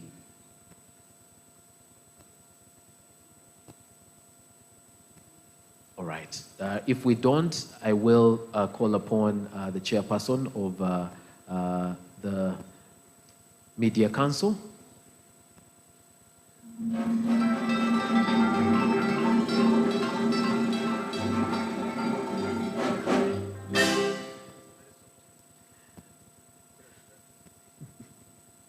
I will not share our joke. All right. Similar to health reporting category, the education reporting category also witnessed a fierce competition and a remarkable standard of reporting. However, the judging panel observed a limited range of subjects covered within this category. There are plenty of opportunities for journalists to diversify their coverage by delving into a broader spectrum of education issues. I will start with the runner-up, who is Rita Mukasa from the New Vision for the story, Is Your Child Comfortable at School?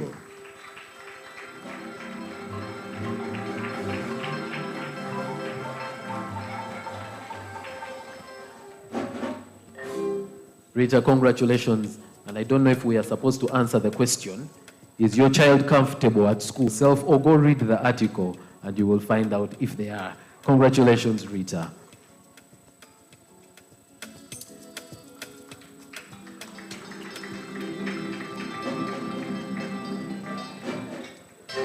The winning entry in the education reporting category excels in its execution using a diverse selection of sources to address the topics that are complex, and it does this in a very effective way.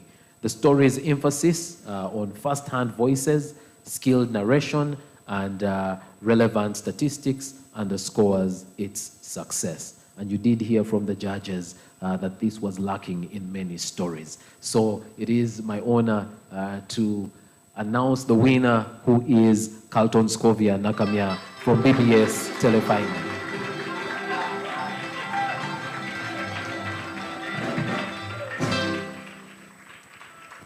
And she did a story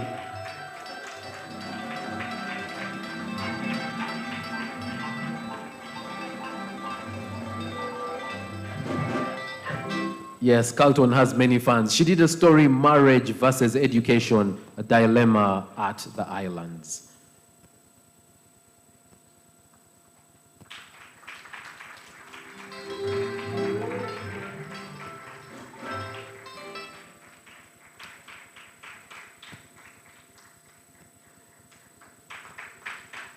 Thank you, sir. For this category, we have an honorary mention for Bamoturachi Musinguzi from the Daily Monitor for the story Bags That Morph into Furniture Inspire Learners. What a headline. All right. This is one that used to be heavily competed for in the past, and this is political reporting. And we will have Parliament of Uganda presenting this one. So let's have a representative from Parliament of Uganda.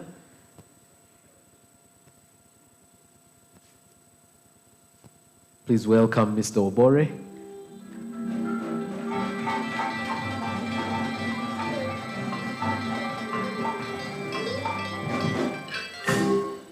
Now, surprisingly, despite the abundance of political news in Uganda's media, the political reporting category received few entries this time round. Talented political reporters are encouraged to participate in next year's Uganda National Journalism Awards to receive well-deserved recognition for their noteworthy contribution in this essential area. The winning entry in the political reporting category is distinguished by its innovation and courage in addressing challenging issues that are often avoided.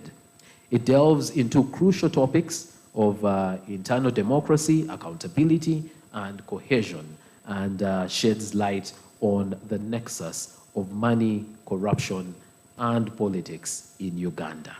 This story was done by Kanari Mugume Shamim Nabakoza and Goreti Cheswa from NBS Television. And this was particularly a series, It's Politics. Who knows the last word? Ah, there you go. It's politics. Stupid. It's the story. That's not me who said this. Yeah. No, please come. Even if the title is a bit interesting, please come. Ladies and gentlemen, let's recognize them as they come.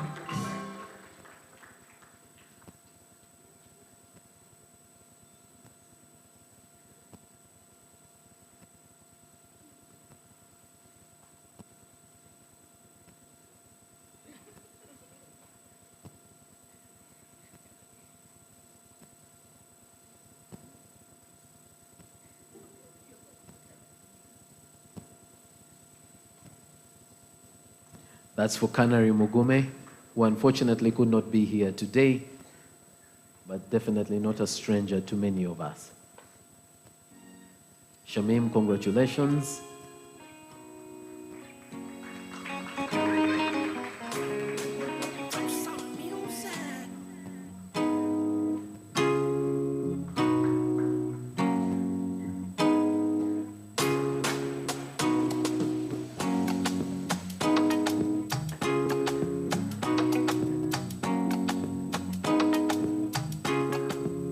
Purchase your tracks today.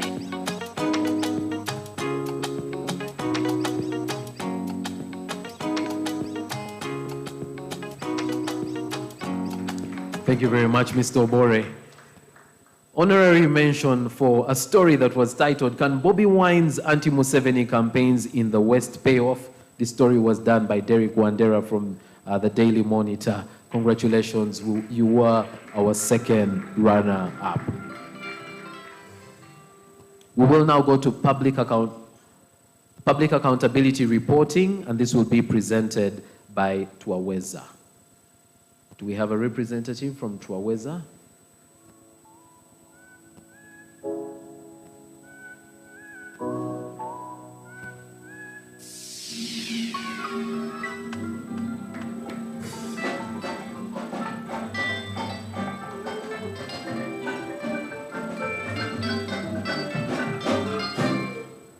Ladies and gentlemen, we're actually coming to the end, so do not worry. There are just a few more categories, no more than 5, I believe.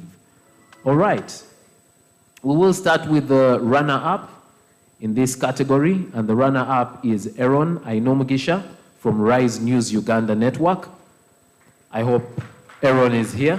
And this is for the story, Where is Emyoga Money in Mbarara?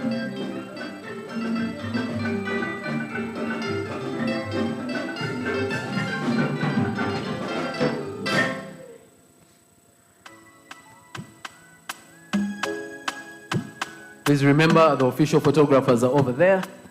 Excellent. Congratulations, Aaron. All right. The winning entry in the public accountability reporting category is a powerful human interest report that courageously exposes an ongoing crisis. It is meticulously executed and leaves audiences eagerly anticipating the continuation of this compelling journey. The winners, Shamim Nabakoza and Godfrey Badebye from NBS for the story Long Walk for Compensation.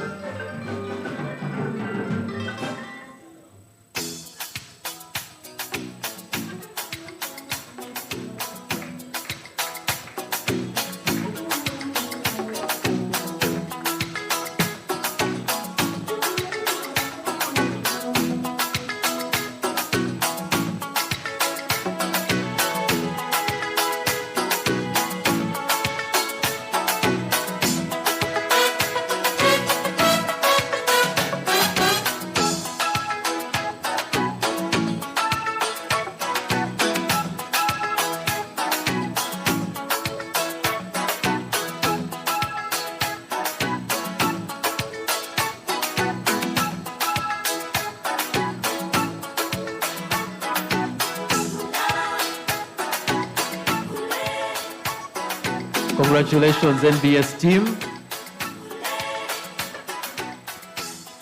Shamim, I am concerned about the number of times you've come up here. You might want to pass by Stanbic and ask them if they have a bullion van on standby. Yeah, because, yeah, you mentioned that the winner gets 1.5 million shillings. Right, but you can keep the money with me.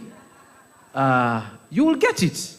You might get it. Let's be more accurate. All right, I will just read one more category before we take the well-deserved break. And after the break, we will just come and do two categories because you heard earlier on that there is a special award that will be given. That is the time when we'll have that special award. So I'm guaranteeing you that in not so long we will be done for the evening. So the final category in this segment is on community reporting.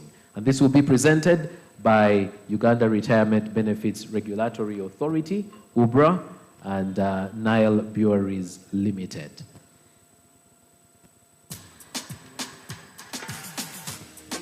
Do we have a representative from UBRA?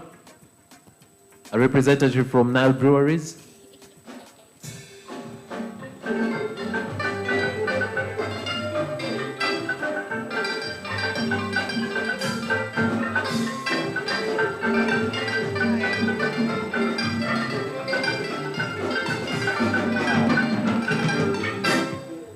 Do we have a representative from Nile Breweries? All right. It wasn't my idea to put retirement money with alcohol together. It wasn't my idea. Yeah, I also just found it. Don't use your retirement money to... Okay, sorry. Back to the script.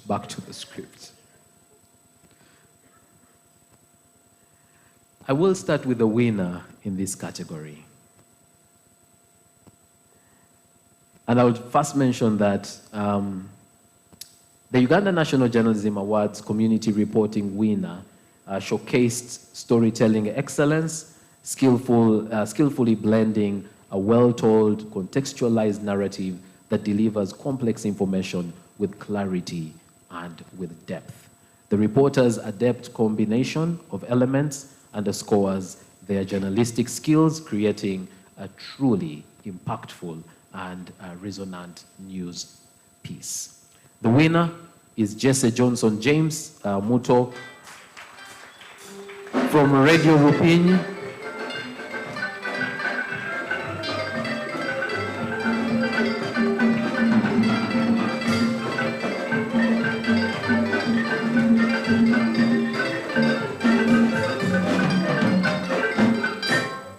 and this is probably the first radio winner, isn't it?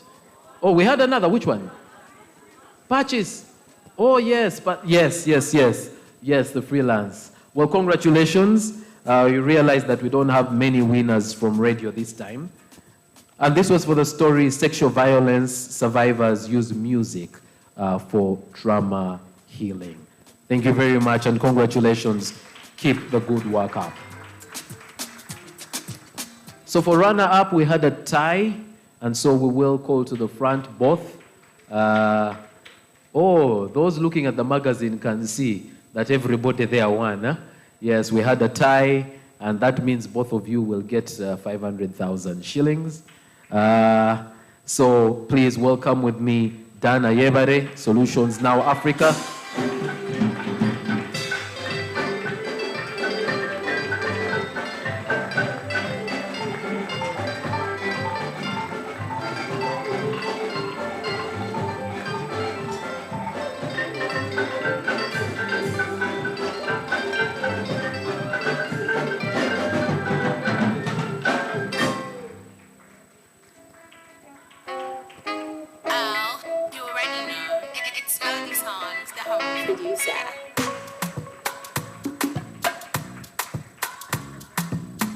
And then the second person is Barbara Nalweiso from the Daily Monitor for the story Light at the End of the Tunnel in the Fight Against FGM. Dana Yebare's story was Healing Homes. Barbara?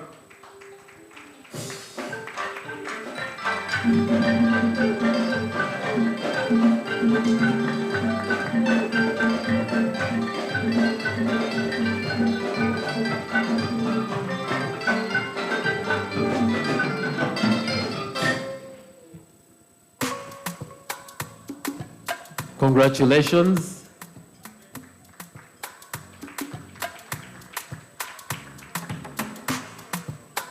All right. Thank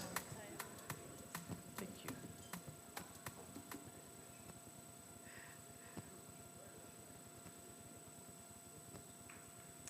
Because she's from Uganda Retirement Benefits Regulatory Authority, when she wanted to leave the stage, she asked me, "Can I retire?" And I wanted to say it is a public service that decides when you retire, but yes. All right, we're just going to take a very short break.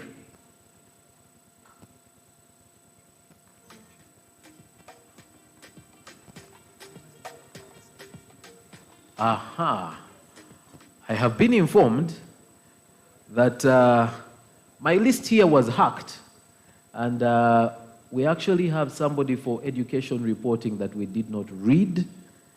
And so I need to get the name from here because I do not have the name.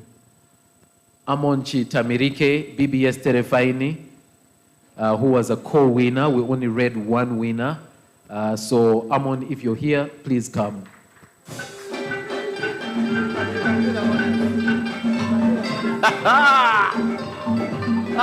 Wait there. Ladies and gentlemen, please stop. They have said that I am the one giving this one. Now, play. Very good.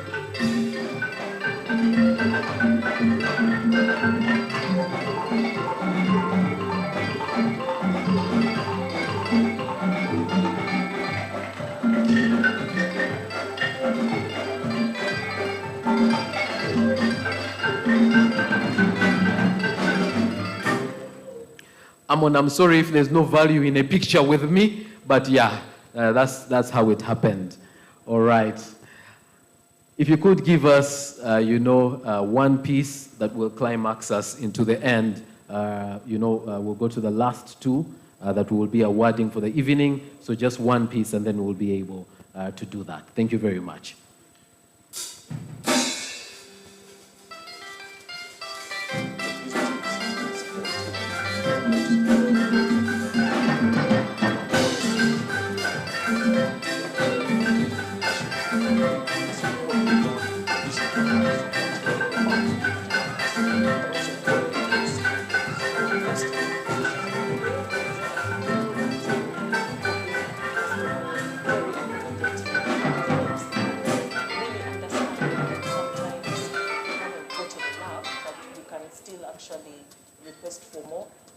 Take it lightly because all the people that were actually trained are still with us. Stanbic Bank is an excellent entity, so for me, I'm forever grateful for who I have become.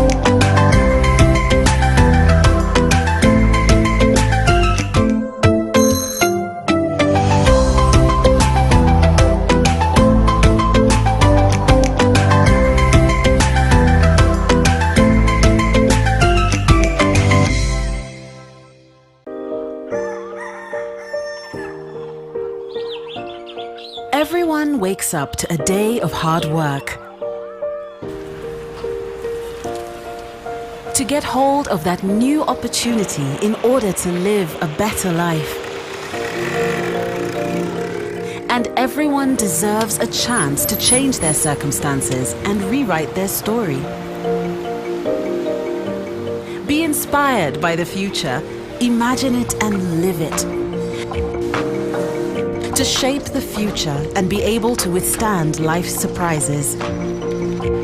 To ensure that tomorrow will be a better day. Now you can. Now you can. Now you can. Now you can. Now you can. Secure their future. The NSSF Amendment Act now requires all formally registered employers to make monthly NSSF contributions for their staff regardless of the number of staff they employ. NSSF, a better life. Ours is a vow. A vow to Simba, Najemba, and Kwetu to not only preserve the home they know, but improve their habitat and conserve and restore the wetland. Ours is a vow to restore, transition, and improve livelihoods of communities by empowering the next generation, protecting the vulnerable, and safeguarding cultural heritage and ensuring income generation through different agricultural activities. It's a vow to reduce the carbon footprint through promoting the use of renewable energy. A vow to work with authorities and host communities to protect wetlands through restoration and sustainable wetland use.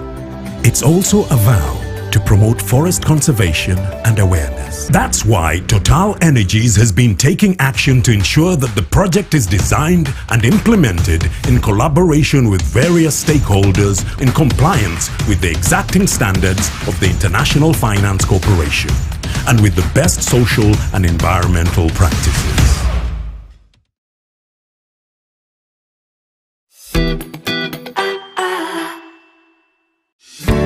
In this day and age of digitalization, where payments and transactions are going online, digital fraud is also on the rise. Be alert! Never share any personal information or send money to anyone threatening to disconnect you over SIM card registration. It's a scam designed to defraud you. Simply hang up. Dial 100 or visit your nearest telecom provider's service center to report people claiming to register or disconnect your phone number.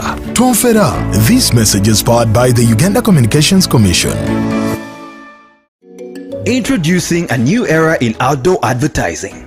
Vision Outdoor is here to take your business to new heights with captivating digital outdoor advertising. Are you promoting a new product, service, or event? Advertise in an exciting,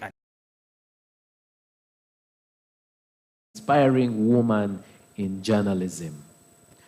Now, after that category was introduced, a private citizen who is passionate about journalism and would like to recognize the effort of female journalists decided that for as long as the Uganda National Journalism Awards exist, they will give a cash prize of 2 million shillings to the winner of this category.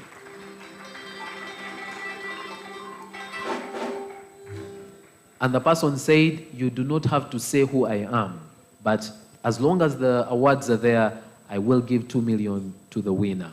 Yeah, the gentlemen like me are not clapping because we shall never win this. Please clap even if you will never win this one. All right.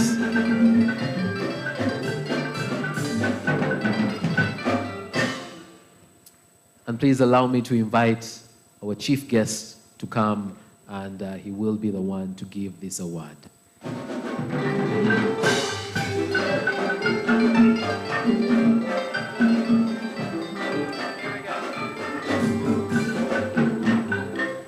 So I realized I hadn't gotten a picture with the chief guest, so I had to call him back so that I can sneak myself into a picture. We extend.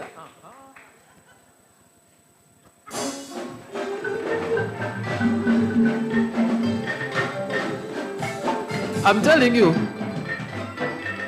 certain times it's good to joke. They take your joke seriously, and you actually get the photo. All right. The recipient of the Esteemed Inspiring Woman in Journalism Award is being celebrated today, and it stands for a testament of power of dedication and talent within a relatively brief yet illustrious career.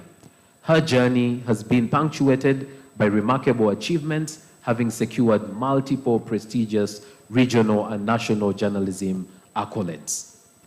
As time has unfolded, this inspiring journalist has transitioned seamlessly into a figure of prominence, casting a far-reaching influence beyond her media house. Her journey serves as an inspiration to the entire field, particularly to emerging talent, underscoring that dedication, skill, and passion for the greater good can truly transform the course of journalism, making it a force for positive change in the society.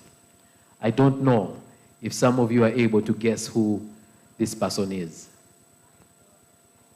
Well, it actually is Carlton Scovia Nakamia from BBS Telefining. Oh, she can't believe it.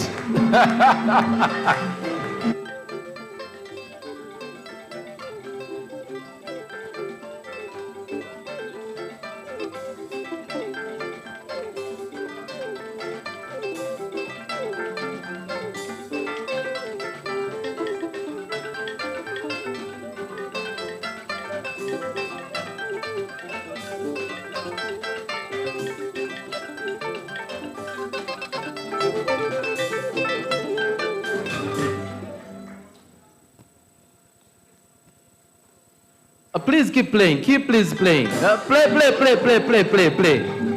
Yeah.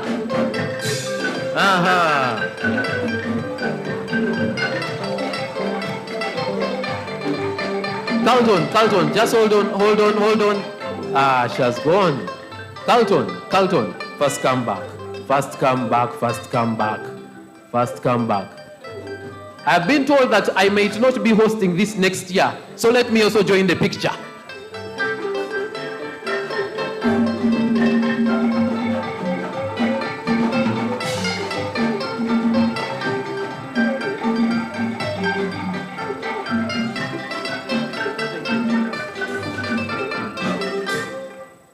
Yeah, surely, if Acme was thinking of inviting me back, never again.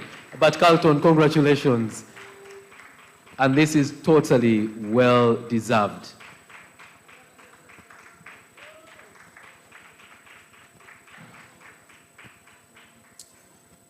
We now get to the final one that had been mentioned earlier by Stanbic Bank. And I think it's only right that I invite the Stanbic Bank team to come over for this one. 2 people? All right. So the board chair, Tony Otoa, Please come.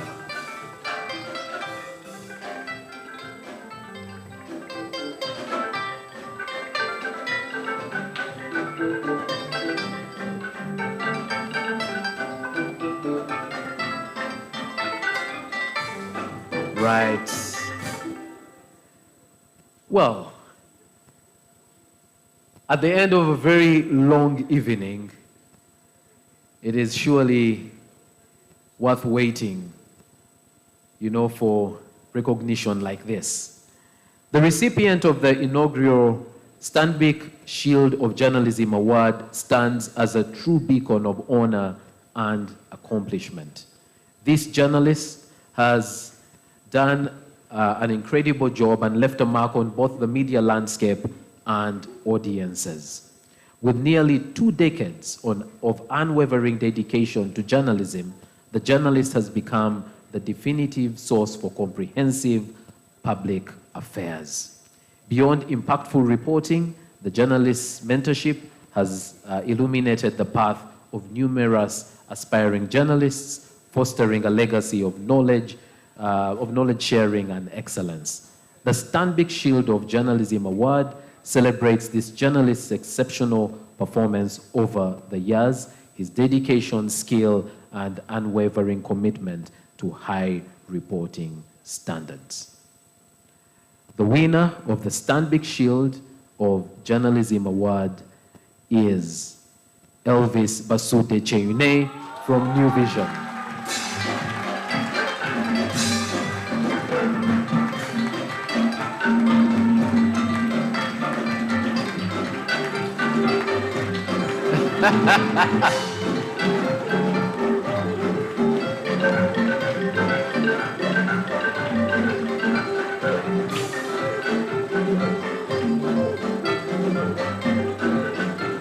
You should have seen how long it took him to believe that it's actually him.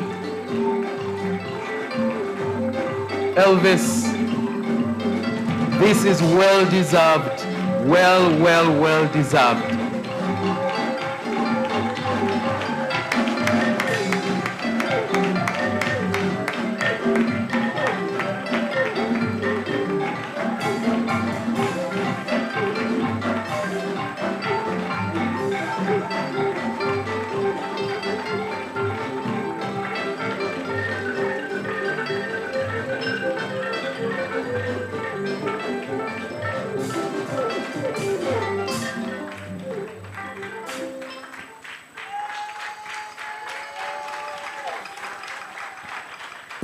Please receive the shield, receive the standing ovation from all our guests, because this is surely well-deserved.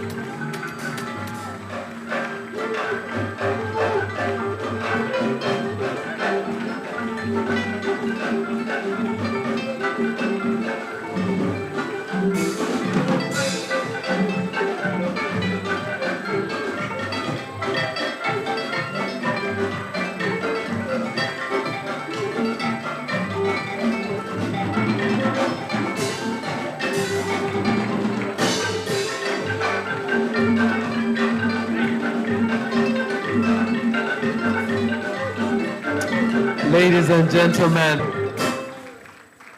Elvis, because it's you, the 5 million, I am not taking, it is yours.